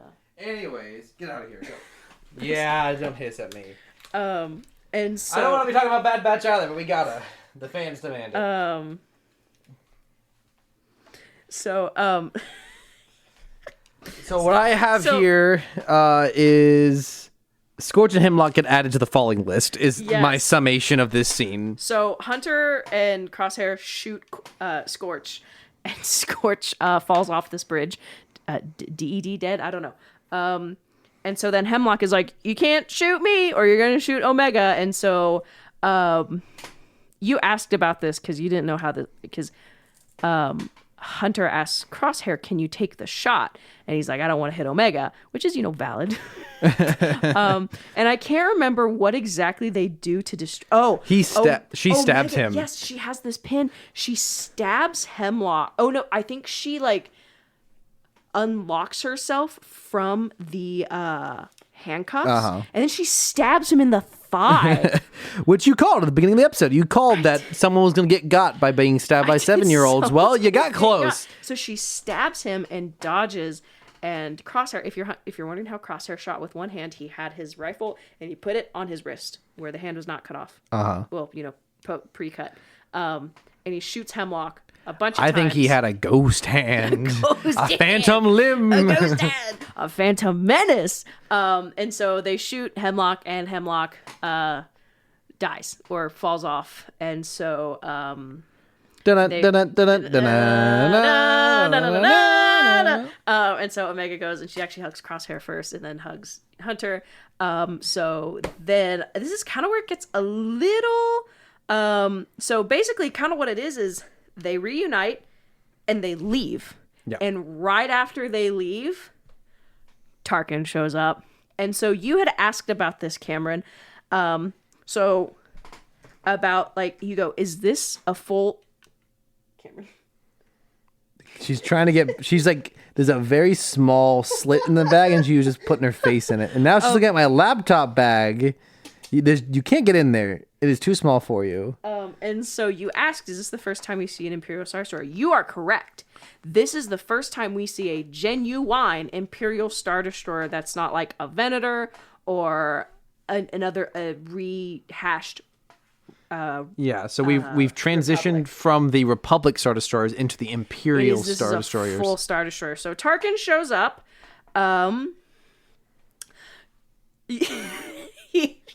He shows up in the absolutely just decimated hangar, and he asks someone for a status update. And you see like troopers like pulling themselves out of the rubble. It's very bad. Everything's smoking, and so she's like, "It's bad. All the information was lost. Hemlock is." I think she falling infinitely. Yeah, I don't know if these they can't find him, or I don't know if they can't find him, or they've verified that they found him and he's dead. Someone said you could see Scorch in a wide shot of this, but I don't know if it's actually Scorch or probably just another commando, because there are a couple. Commando. And so Tarkin is like, well, this was a waste of Empire funds, so we're going to take all the money that was going to this and we're putting it into Project Stardust, which is the Death Star. So we're like, oh, they should really make a show about that. No. Nope.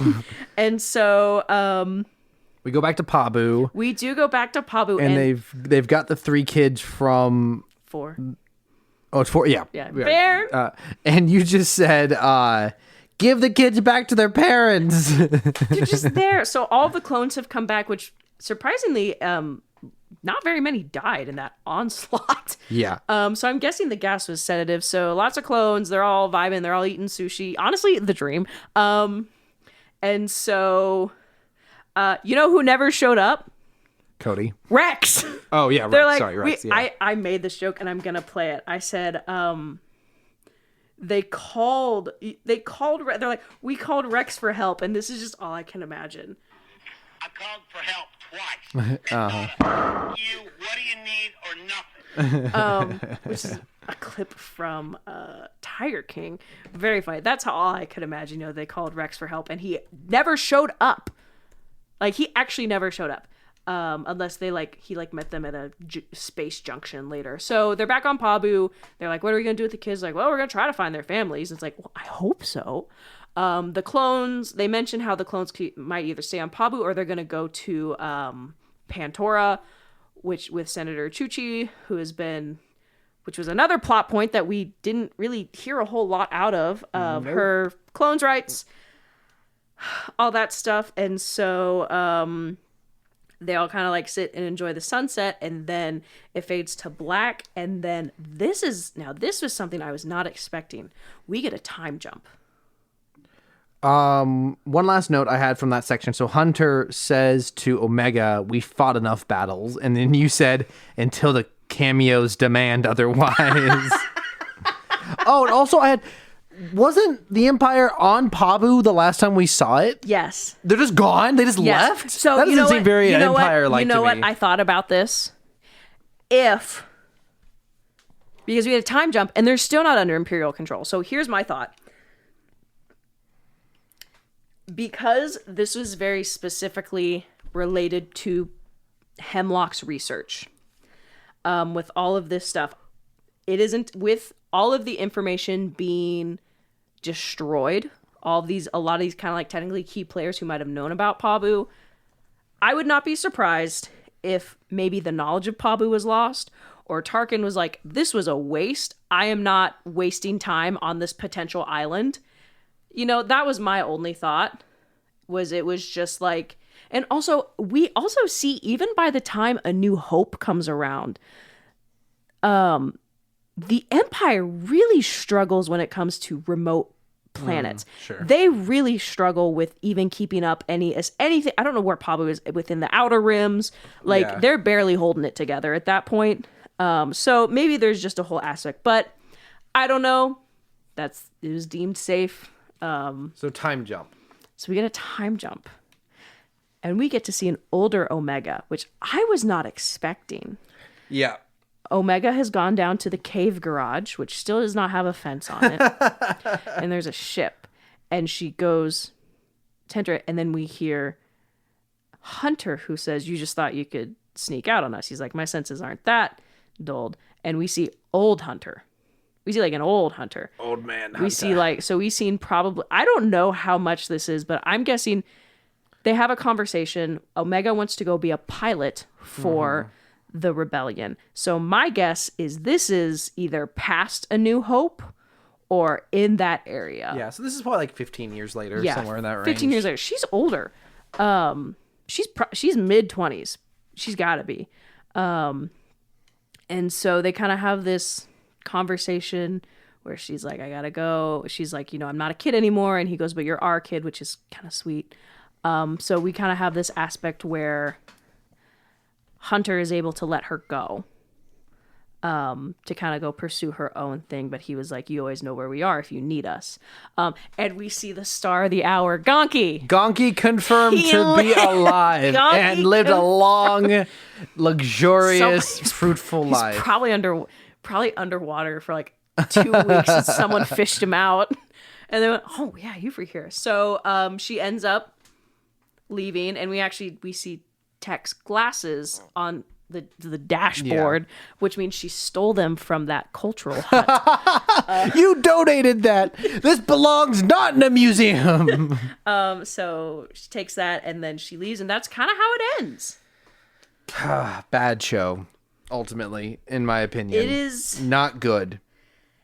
It is. I had a lot of different expectations for it that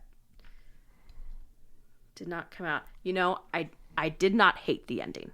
The time jump, I did not hate that. That's a fine ending, but for like it doesn't make up for feel we just earned. watched 15 episodes of a show that meant nothing. Does it feel earned?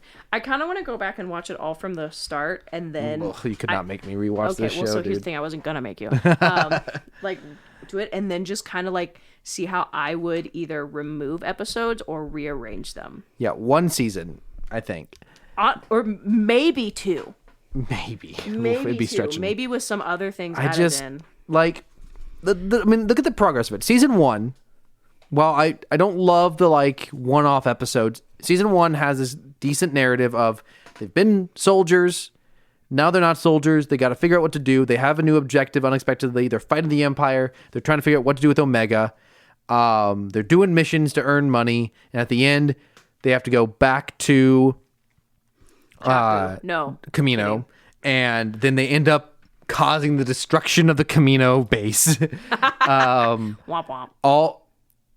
So based off what happens the next season, is that like the only city on Camino? I think there were other cities, but I think that was the cloning facility. Yeah, but like it seemed as though like Can you imagine your neighbor, like the next neighborhood getting nuked? Like what? Fallout energy. Anyways, so like that makes sense. Like you go back to where the clones are come from. They have this whole narrative where they're fighting Crosshair. We're seeing how Crosshair is being pulled into the darkness of the Empire by training new commandos.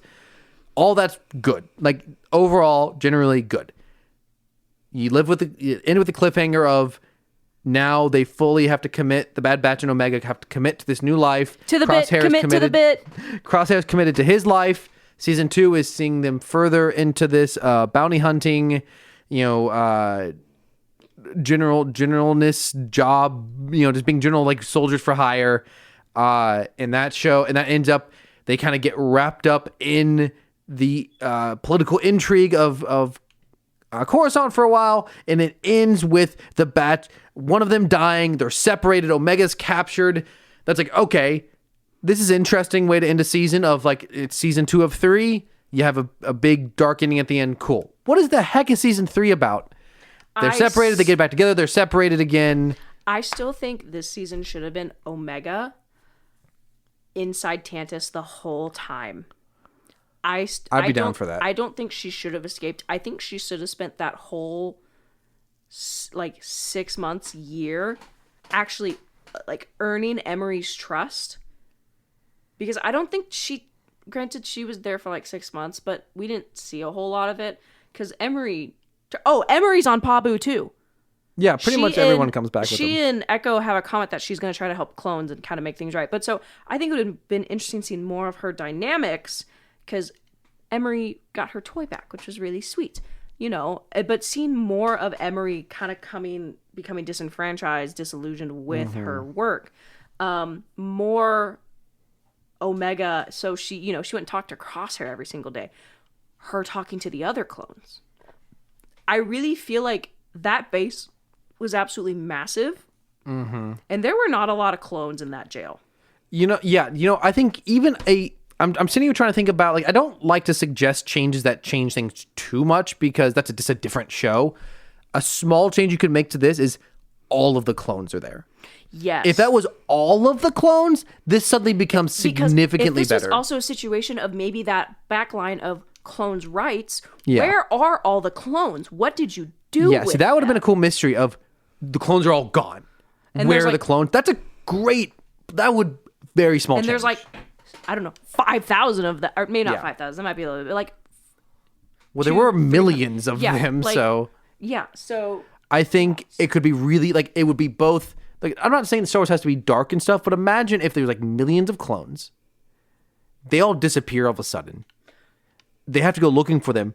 You find this base, and there's, a couple hundred, and that's all the clones who are left. Yeah. That is interesting. Because the others have been experimented on and killed and destroyed. That's great world for this building. Project Necromancer. It motivates them to save and rescue those final clones. These are the last of our people. These are our people. We need to save them. That the show doesn't even need to be that different. You don't need to change this season that much. The issue there that you have to change is there are still a bunch of other clones running around. Yeah. This show feels and then you even have a situation of you have the clones who are still operating for the Empire. That's what I'm talking about. Yeah, you have this operation of these clones Wolf. who are choosing free will. Yeah. Also, not to side tangent. So Wolf is still working for the Empire. So what made Gregor, Wolf, and Rex go be old hermits and rebels? Yeah, and we have no idea. This show, when they announced this show, I didn't know what it was going to be about, and it quickly, when I first saw the trailer, and it was post Empire, because I thought initially, Bad Batch spinoff, is this just going to be Bad Batch adventures during the Clone Wars? That's weird. And when I learned it was post Episode 3, I was like, it's a follow up to the Clone Wars. It's post Episode 3 Clone Wars. That's interesting. This feels like it didn't answer any of those questions of what we need to see to answer the question of what happened to the clones after the Clone Wars. Yeah, because now it's so this still doesn't answer what happened to the clones. This still doesn't answer. So if Pabu is going to be, unless Pabu gets nuked in 6 months, I don't know. Unless Pabu is a refuge, and actually still is a refuge because we see older Omega. For the longest time, the other clones are still there. So it's just kind of so of all the places Gregor, Wolf, and Rex could have gone to retire to, they chose this random salt planet versus the tropics. Personally, I would have chosen the latter. I wonder, it's hard to know the truth until someone's willing to, after all the NDAs expire, the non-disclosure agreements. It's possible there was intended to be a fourth season. See, people keep confirming that that's not true. It was only supposed to be 3. It feels like... It's like they switched gears. It just feels like there's a big hole, and that hole is the rest of the clones. Yeah. It feels like the next logical step for this narrative is they're going out and bringing clones back to Pabu. That Pabu becomes the home. Also, funny idea that they just hijacked these people's community. It's this is our home now. That too. It just becomes all clones. It just feels like such a weird note to end on, because I was sitting here wondering maybe they should have said something and this is what we did for the next 15 years. But then that should have been the show. That makes me think that would have been another season of the show, probably, is them going out and finding Wolf's crew, finding Cody wherever he is. Yeah. I don't know if there's going to be another show. I don't know. It feels like something that should be addressed in a mainline thing. Now, it could, obviously, there's always a chance of a comic book or a book or whatever. True. But the whole Ventress being in it, it just feels yeah, that too. This feels like I don't mind seeing Fennec Shand again because she's Yeah, I mean, she's a popping character who pops in and everywhere. out. She has no her story is yet to happen. But Ventress, we thought her story was over, so what the heck? Yeah, that leaves a whole lot of where is she? She's up for more projects. I don't know. Here's my thought. So Crosshair lost his hand. He's a We're Skywalker. gonna get a spin-off Of just the hand. of a Crosshair clone, like Luke, Oh, jeez. but it's actually Crosshair. They've added an extra cruise hair, maybe perhaps. I wonder, I do wonder, like, it feels... The actual evil Crosshair. I do wonder, I know that there's I don't know how long, I think they're very pretty short, but there's a Disney Channel cartoon, was it Force of Destiny? It was about all the Forces female of Destiny. characters. I would not be surprised if they're planning to do another one of those that includes older Omega. I'm down with that. I never watched those. I don't know if they're any good or not, but like, I think there is space for an interesting story about older Omega with the rebellion. I saw someone say, "What if she's in Skeleton Crew?"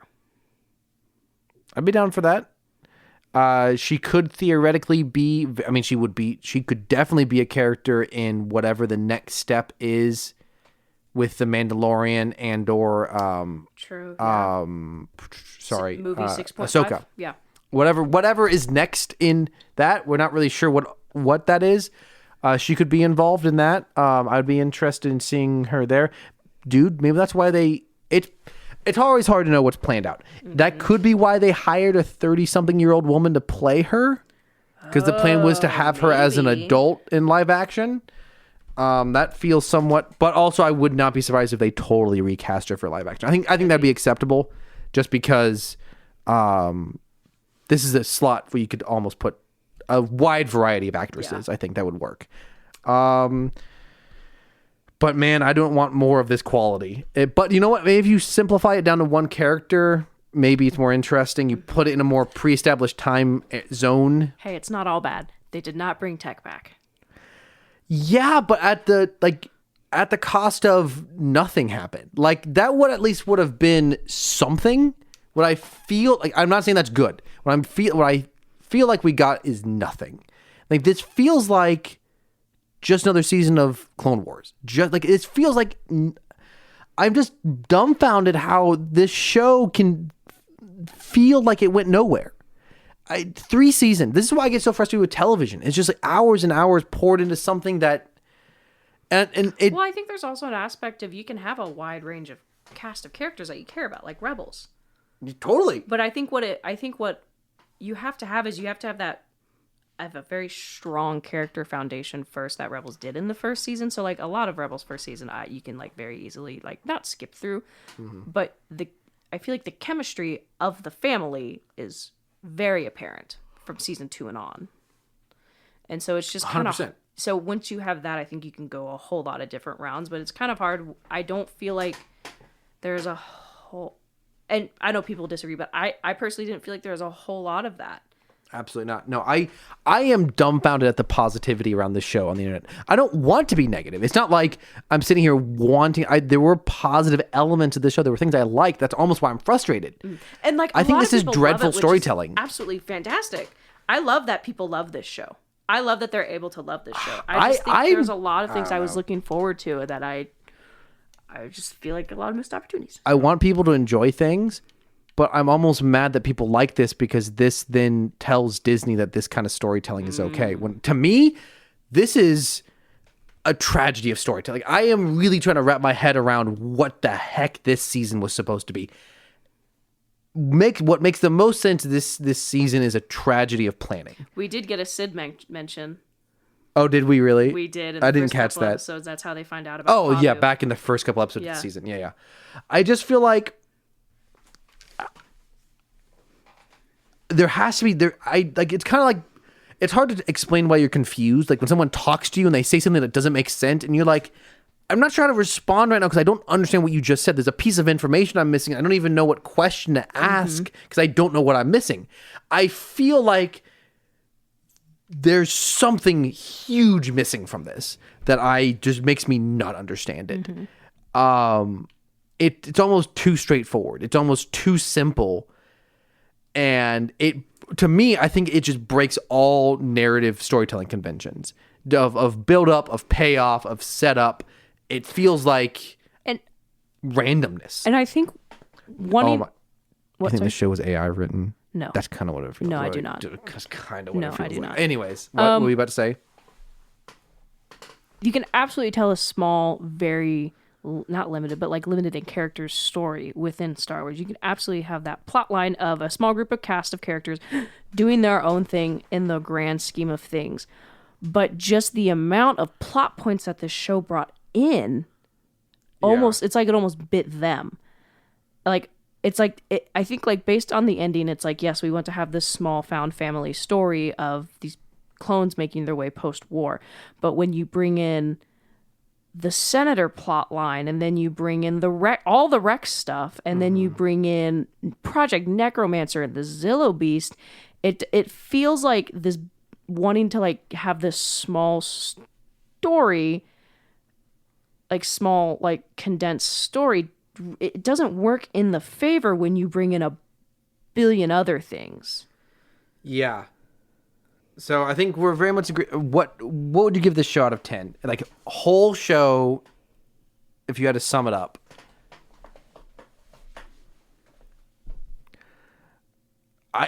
For me, my number is going to 4 out of 10, which is very generous. I also said I was thinking 4 or 5. That's only because I would give like a 6 out of 10 to the first 2 seasons. Mm-hmm. So that's really bringing up the average. And even this season, I didn't hate, but this ending is like a 1 out of 10 for me, which like feels like the whole show I would give an F to. I feel like this ending should have been more than just 50 minutes. We needed some more things to have been. Yeah, I'm trying to figure out what I am most frustrated by. I don't know if it's like wasted potential. I don't feel like the show had that. It's almost like the show didn't have that much potential to begin with after a while, and it even wasted that little potential.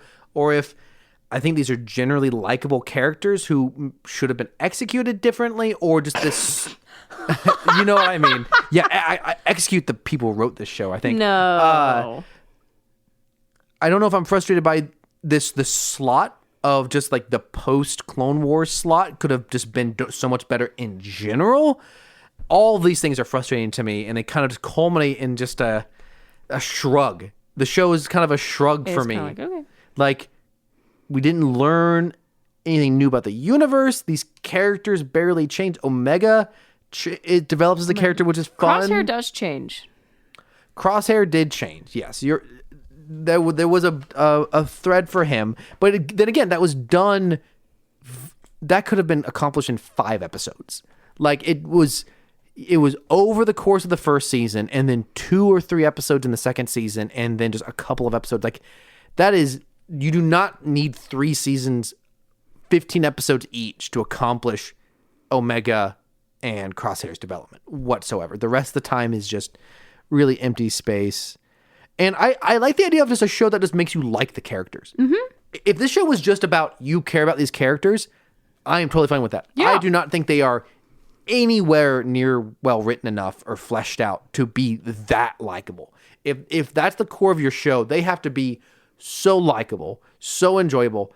I mean, so at a very generous 4 out of 10. If I think about it a little harder, probably 3.5 out of 10 for me.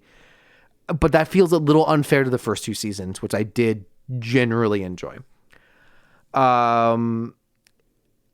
Any final thoughts? That's all I got about Bad Batch. Okay. We are closing the book on Bad Batch. It will always have a special place in my heart because it was the first thing we covered on this podcast. You know what? Maybe next week we're done podcasting. No, I'm kidding. Maybe next week we'll watch Rise of the Empire, and either it will make this look better or worse. Tales of the Empire. Sorry, Tales of the Empire. Yes. Funnily enough, this is not Bad Batch related, but Megan texted us. Oh. They're watching Rise of Skywalker tonight. Oh yeah. Force Ghost Luke is holding a lightsaber and lifting his ship out of the water. Someone with them goes, "So Force Ghost can manipulate real-world objects." That's what this is establishing. Why didn't Force Ghost Obi-Wan like plant bombs on the Death Star? Which I guess is a valid point, but if you have someone who's taught as a Force ghost by someone like Qui-Gon Jinn, Yeah. he's not going to teach someone how to plant bombs. He's going to Sure. teach someone how to be a spirit. Well, my quick comment on that is it raises the question, which I don't have an answer to, is where are Force ghosts able to like manifest themselves? I think they're attached to people. Is they can only be somewhere where like a Away Jedi from me. Yeah, so Rebuke thee. so I think he went with Luke. Yeah. Is my take on Force ghosts. That is funny though. That is very funny. Thank you, Megan. Or my guess is he haunted Vader. He was like, that I will become more powerful. that was the original pitch for episode 9. The original episode 9. What was it? Fate. Duel of the Fates was the original title for 9, and we would have seen Luke, Force Ghost Luke, trying to convince Kylo Ren to change. Oh, that would have been cool. We were robbed. We're robbed. Meme a minute, but Thank hopefully it's shorter than 3 seasons of Bad Batch, or even 1 second of Bad Batch. Rachel, how many videos you got? I got 2. I've got 4, so let me start here. So this is animated. I know exactly Kong what that and video Godzilla. is. I've been sent that video like 6 Kong times. is running at Godzilla. Godzilla's running at Kong, and then they start dancing together. I guess it's not very good for this podcast, but if you had not seen it, I wanted to show it to you. They're just dancing together. It's so cute. I've been sent that. And then I've been sent that like 6 times. it's on the account not Steve Lee. Come closer, Godzilla. It's I've been sent that. good. I've been sent so many variations specifically of Kong and Godzilla. There was with another that edit. one of that was like CGI animated that Yep. was also very good. I think this is the original one. It's based off a different video, but anyways. What else you got, Rachel? This one got tickle out of me. Oh, how do I? Hold on, I wanna. Ma'am. She's sniffing boxes over there. You got any memes to give? Oh, she's got her head in a box. I want to like. I want to open this. Sorry, it's not gonna let me open it in my notes because Apple. Let me see if I can find it. Is it Sorry. TikTok? Because It is, but I like saved it. I didn't like. Okay, I found it. Athena, you're ruining the vibe. So, this is a clip from the Transformers 1 trailer we just watched. If we survive this, I'm gonna kill you! it's Megatron killing. Oh, and all the different versions. Oh, that's good. Oh, that's so good. The music is also that's phenomenal. I love it. This says, I love my freshly cleaned carpet, my cat. And it's Shin Godzilla. Just lighting fire to all of Tokyo. You relate to that, Rachel? Yes. Okay, I've got another one. What do tears look like under the microscope?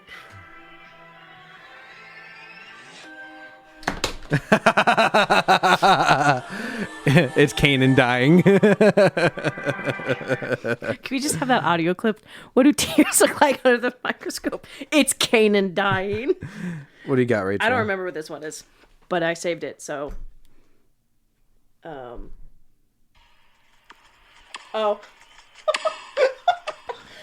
Oh, that's good. Oh, I love that. It's Kong and Godzilla flinging Scar King back and forth. I keep on calling with the Wii tennis sounds. Okay, that's all the videos I got. Okay. This is a video of a Lego set. The Geneva Conventions. This Lego set breaks the Geneva Convention. Geneva Conventions. Is it because it has a red cross? The Red Cross is prohibited Yep. unless it is to protect a medical unit during war. Set breaks the Geneva Convention. Next to it was a Lego AT-AT and Set breaks the stormtroopers and stuff, which I'm now realizing I think I have this set. I think you gave me that set. Not the AT-AT. Well, no, the stormtroopers at the bottom. War. Set Yeah, breaks the that's the one you Geneva gave me. If you don't buy your podcast host a $700 AT-AT, are you really podcast host? Do you have any other videos? No. Actually, I am now remembering that I have some. I probably have some other videos. Show me your first meme. How society wants to dress men versus how men actually want to dress. It's a suit versus a Godzilla suit. You see a guy poking his head out from the inside of a Godzilla suit, like not like a tuxedo that looks like Godzilla, but like the on-set original kaiju. Give me just a second here. Okay, here I've got another video here.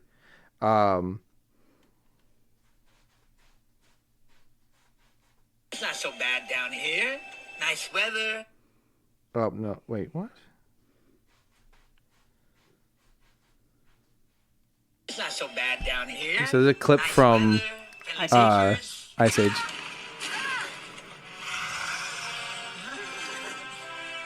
I may have saved the wrong meme. Let it play out. I don't. Rudy? I think I may have saved the wrong Oh, meme. no. Dang it! That kind of dino before. That's it. We'll have to move Sorry, I saved the wrong meme. I don't know what that was. I do have another one though. Oh, here. This is a little bit of a long one, but just stick with it.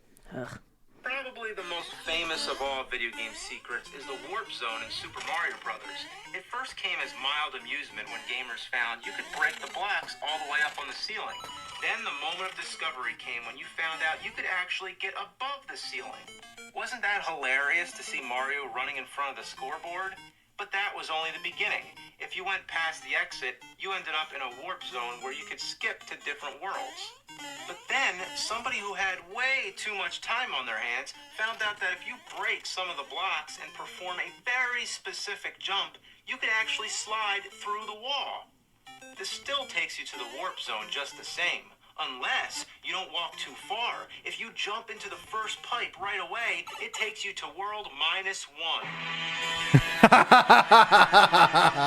And it's got the Godzilla -1 poster. That is worth the payoff. That is worth the Thank you. I'm payoff. glad you think so. Gosh. That was good. All right, what else you got, Rachel? Video killed the radio star. Ooh. I love that. So it's yeah, from I can't Unicron. remember. Unicron Eating a planet. eating a planet. It's- He's video. The planet's radio star. Video killed her. Very good. Nice reference. Give me just a second. I look at memes as two different accounts and I save them. I love when I log into Instagram and I have a bunch from you and a bunch from the Rebels and podcast Robots account. Instagram I'm account. like, oh, nice. Which means you need to get on Twitter. Sith will rule the galaxy. Manager, I'm gonna the cafeteria real quick. You're in charge. Me. Once more, the Sith will rule the galaxy. Is that how you feel? I could just imagine either of us doing that in the voice, and it was just so funny to me. What else you got? Operation. You want to explain that? It is. That's good. It's a picture of the board game Operation, and the two kids playing it have been photoshopped with Rodimus Prime and Ultra Magnus, and the Operation is Optimus Prime. And they're trying to get the Matrix of leadership. It's just like a game of Operation. So good. So this one says, guess which cat my husband named. I know I've seen this one before. Chuck. Serena. Blair. Megatron. Megatron. My other favorite TikTok about that is the husband posted said, "Wife is gone. You know what that means." It clips to the kitten on the counter. Megatron on the counter. What else you got? The executioner looking at me after I asked to eat the electric chair as my last meal. It's shocked Shimo. That's something.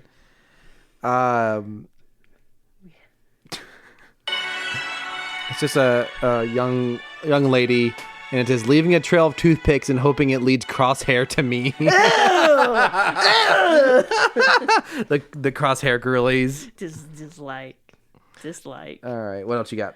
Speaking of Bad Batch memes, I got one, and this is a Hunter and Wrecker meme. Somebody's got to get a beeper for this kid. A Lion King meme. Very interesting, there's Rachel. No fun allowed on this podcast. Apparently. I'm not. I'm just. It's very. No fun allowed on this podcast, Cameron. Okay. So I'm willing. Can I see it again, please? So we got Crosshair's head on That's Timon. Sorry, Hunter, and Wrecker's head on Pumbaa. So I am willing to make a double bet on that I one. hate you. You're right. Yes! Woo! I'm re-downloading Adobe Premiere, and I'm going to start making videos. Now I want to clarify. losing. I want to clarify something. I thought about this. If I ever make those and I lose, it's 2 negative points. Okay. I want that to be clear. Okay. I want that to be very clear. Good joke, though. So is that from the movie? Yeah. He says we need to get a beeper. Lion King talk on the side. He says we need to get a beeper. From the second one. Second movie. That's why I don't recognize it. That makes way more sense. I'm gonna lose this one. Okay. I have significantly less memes, though, for you to guess from, though.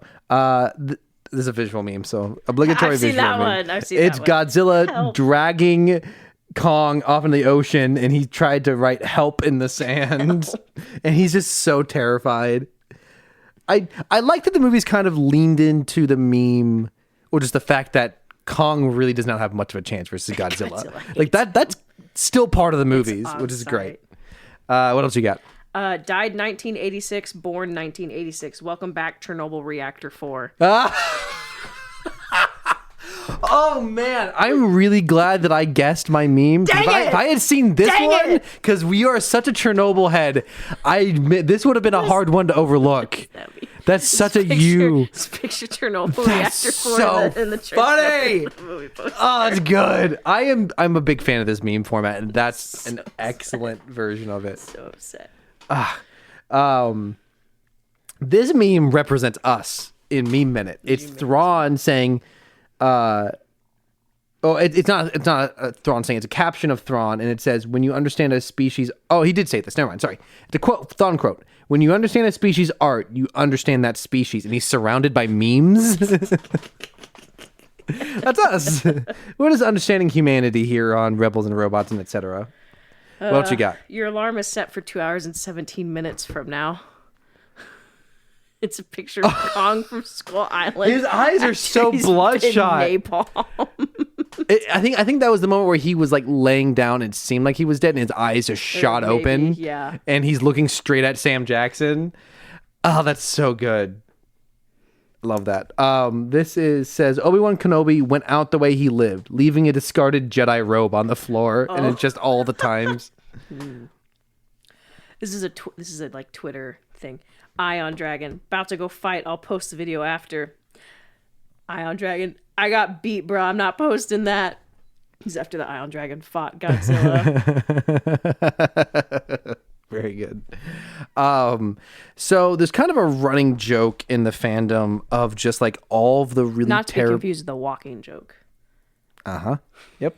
An ongoing joke of all the really, really dumb TIE fighters variants from like video games and stuff. There's like so many. There's like a TIE fighter tank. So this account that I follow on Facebook was just posting these. And so one of them they posted with the caption, "Look at this idiot."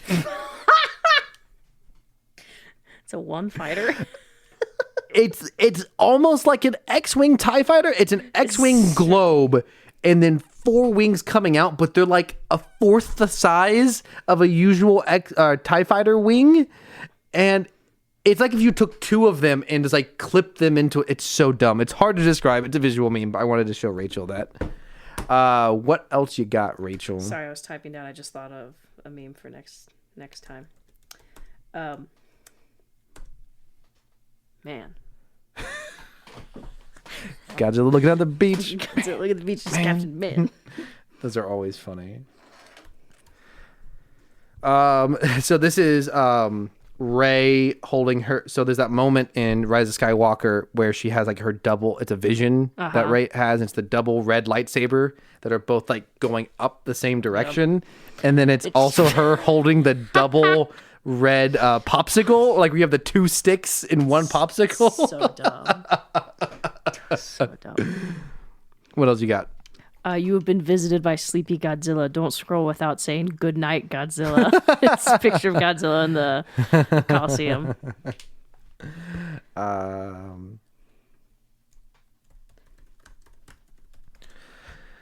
Truly a sleep paralysis demon. Not the Kaminoan Jedi. Is he Kaminoan? I don't think he is. Yeah, he is. Let's look it up. So his name is Clone Wars art style is it corrupted. Jarl Proof? Something like that. Jarl Poof. Great character in Star Wars Robot Chicken, by the way. Jarl Poof. I don't think he is. I thought he's Kaminoan. He's similar. He's got like this very long head, but he has very different eyes and face. He looks... One, he's practical, so it makes him look even more terrifying. I might get canceled the way I have to pronounce this. Aquarmian? Aquarmian? I have no idea. Queurmian. That looks right. Apologize to some people who might be offended by that. But That's how it's spelled. oh, so I see. Like Corminian? I don't know. Corminian? We'll go with that. I That's don't know. less likely to make people give me funny look. What else you got? I think this is a John Mulaney format. Okay. It's the no, yeah. I don't know if it's John Mulaney or Okay. not. But it's making a weapon or something to fight the Autobots, recreating Jurassic Park in space, and it's Shockwave from Transformers Prime. Oh. Which is very accurate. Not a single comment on that one. What? You took it away before I could have a good look at it. Oh, I'm sorry. So did he do that? Yeah, he did. Did he like have like a park of dinosaurs or something? Oh, was it the Dinobots or what was? This is Predacons. See, I don't have any context for this, so You know, you could have context for this. is it if Prime? If we watched it. So this is the meme where the guy like sticks the stick in his own bike wheel, except for it's Finn on the bike, but it's Rose who sticks the stick in the bike wheel, and he's on the ground, and he just said, she's like, "This is how we win, Finn." That's how we win. Lots of Rise of Skywalker memes tonight. Yeah, it's weird, huh?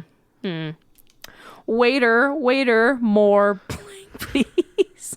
I can't tell what the smaller image is. It's the crab thing from Godzilla X Kong in the Hall. Oh, and is that Doug It's saying Doug. more crab things, please? More crab, please. Nice.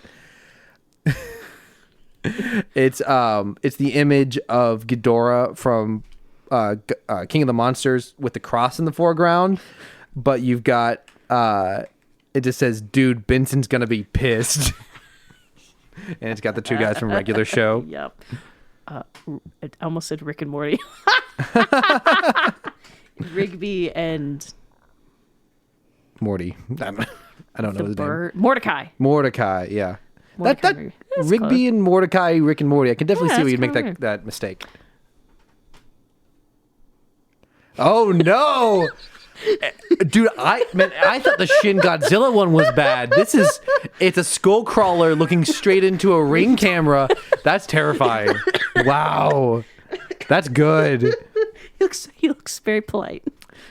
Sometimes you just gotta scream. And it's a poorly drawn Godzilla. Skronks. Teacher, discuss your answers with the person sitting next to you, me and the guy sitting next to me, and it's Godzilla and King Kong looking at each other. Here's a Bad Bat season finale relevant one. Uno card, do a face reveal or draw 25, and it's the Winter Soldier clone holding 25 cards. That's good. Born to be silly, forced to lock in. So it's laughing Godzilla and serious angry Godzilla. So we're gonna play a little game, Rachel. It's like Where's Waldo, except for it's Can You Find Godzilla? You ready? Mm-hmm. Gotta look real close. Mm-hmm. Okay. Oh, I don't know. This is kind of hard. I don't know, Karen. This is really kind of hard.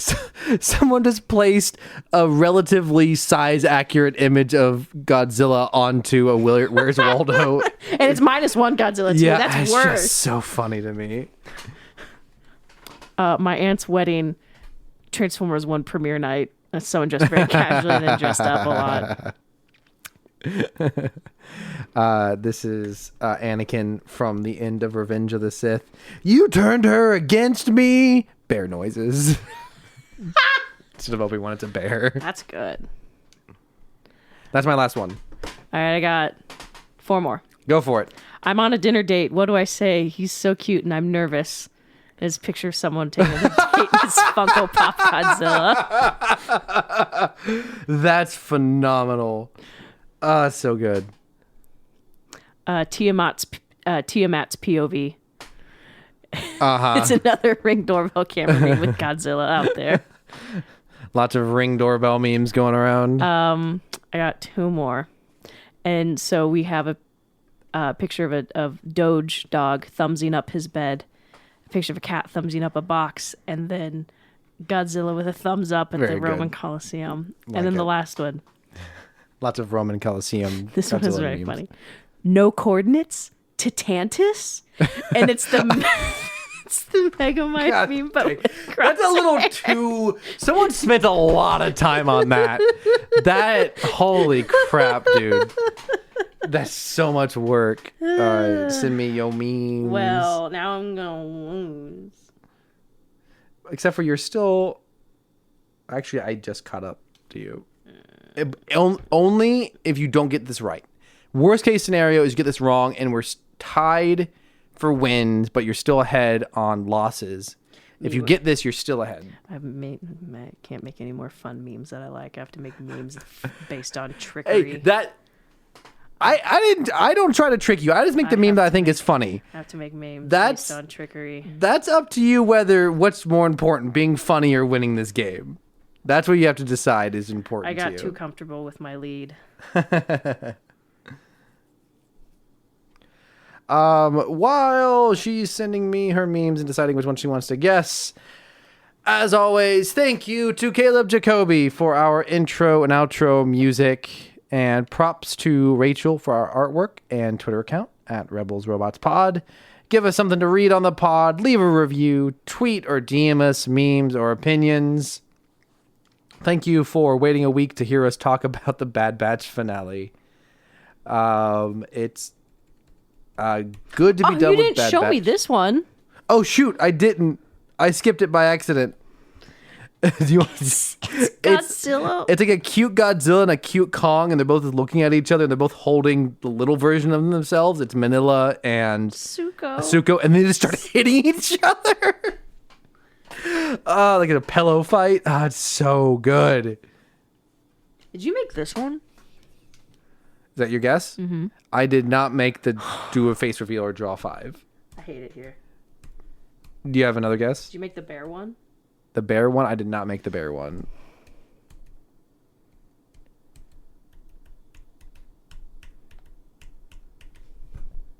I did. Oh my gosh. I drew that. That's good. No, thank you. I drew a very, very silly, very simple. Right. Drew it in Photoshop. Sometimes I did steal it. I can show you the original one. I'm gonna re-download After Effects. Premiere Pro. I gotta start making videos now. I gotta start making animations. That's the wrong folder. Sorry. This is what I based it on. It says sometimes I want to scream, and it's a simply drawn opossum, and so I did that, but with Godzilla. A very simply silly gun. Just sometimes you just gotta screonk, and like the screonk is like blurred out. So I wanted to do something a little more original. This is the worst outcome. Hey, I'm losing. You're winning. I'm losing. We are tied. We are tied on wins. At least I'm not Caleb. You have more. Yeah. Caleb is By official estimates, 0-2, but by unofficial estimates, like 0-8. So you have a better ratio than I do. You have fewer losses. So, is this loss? well, you should just lose like 10 points for that. But This is Cameron and Rachel signing off saying, the mission, the nightmares, they're finally over. good night, everyone. Good night.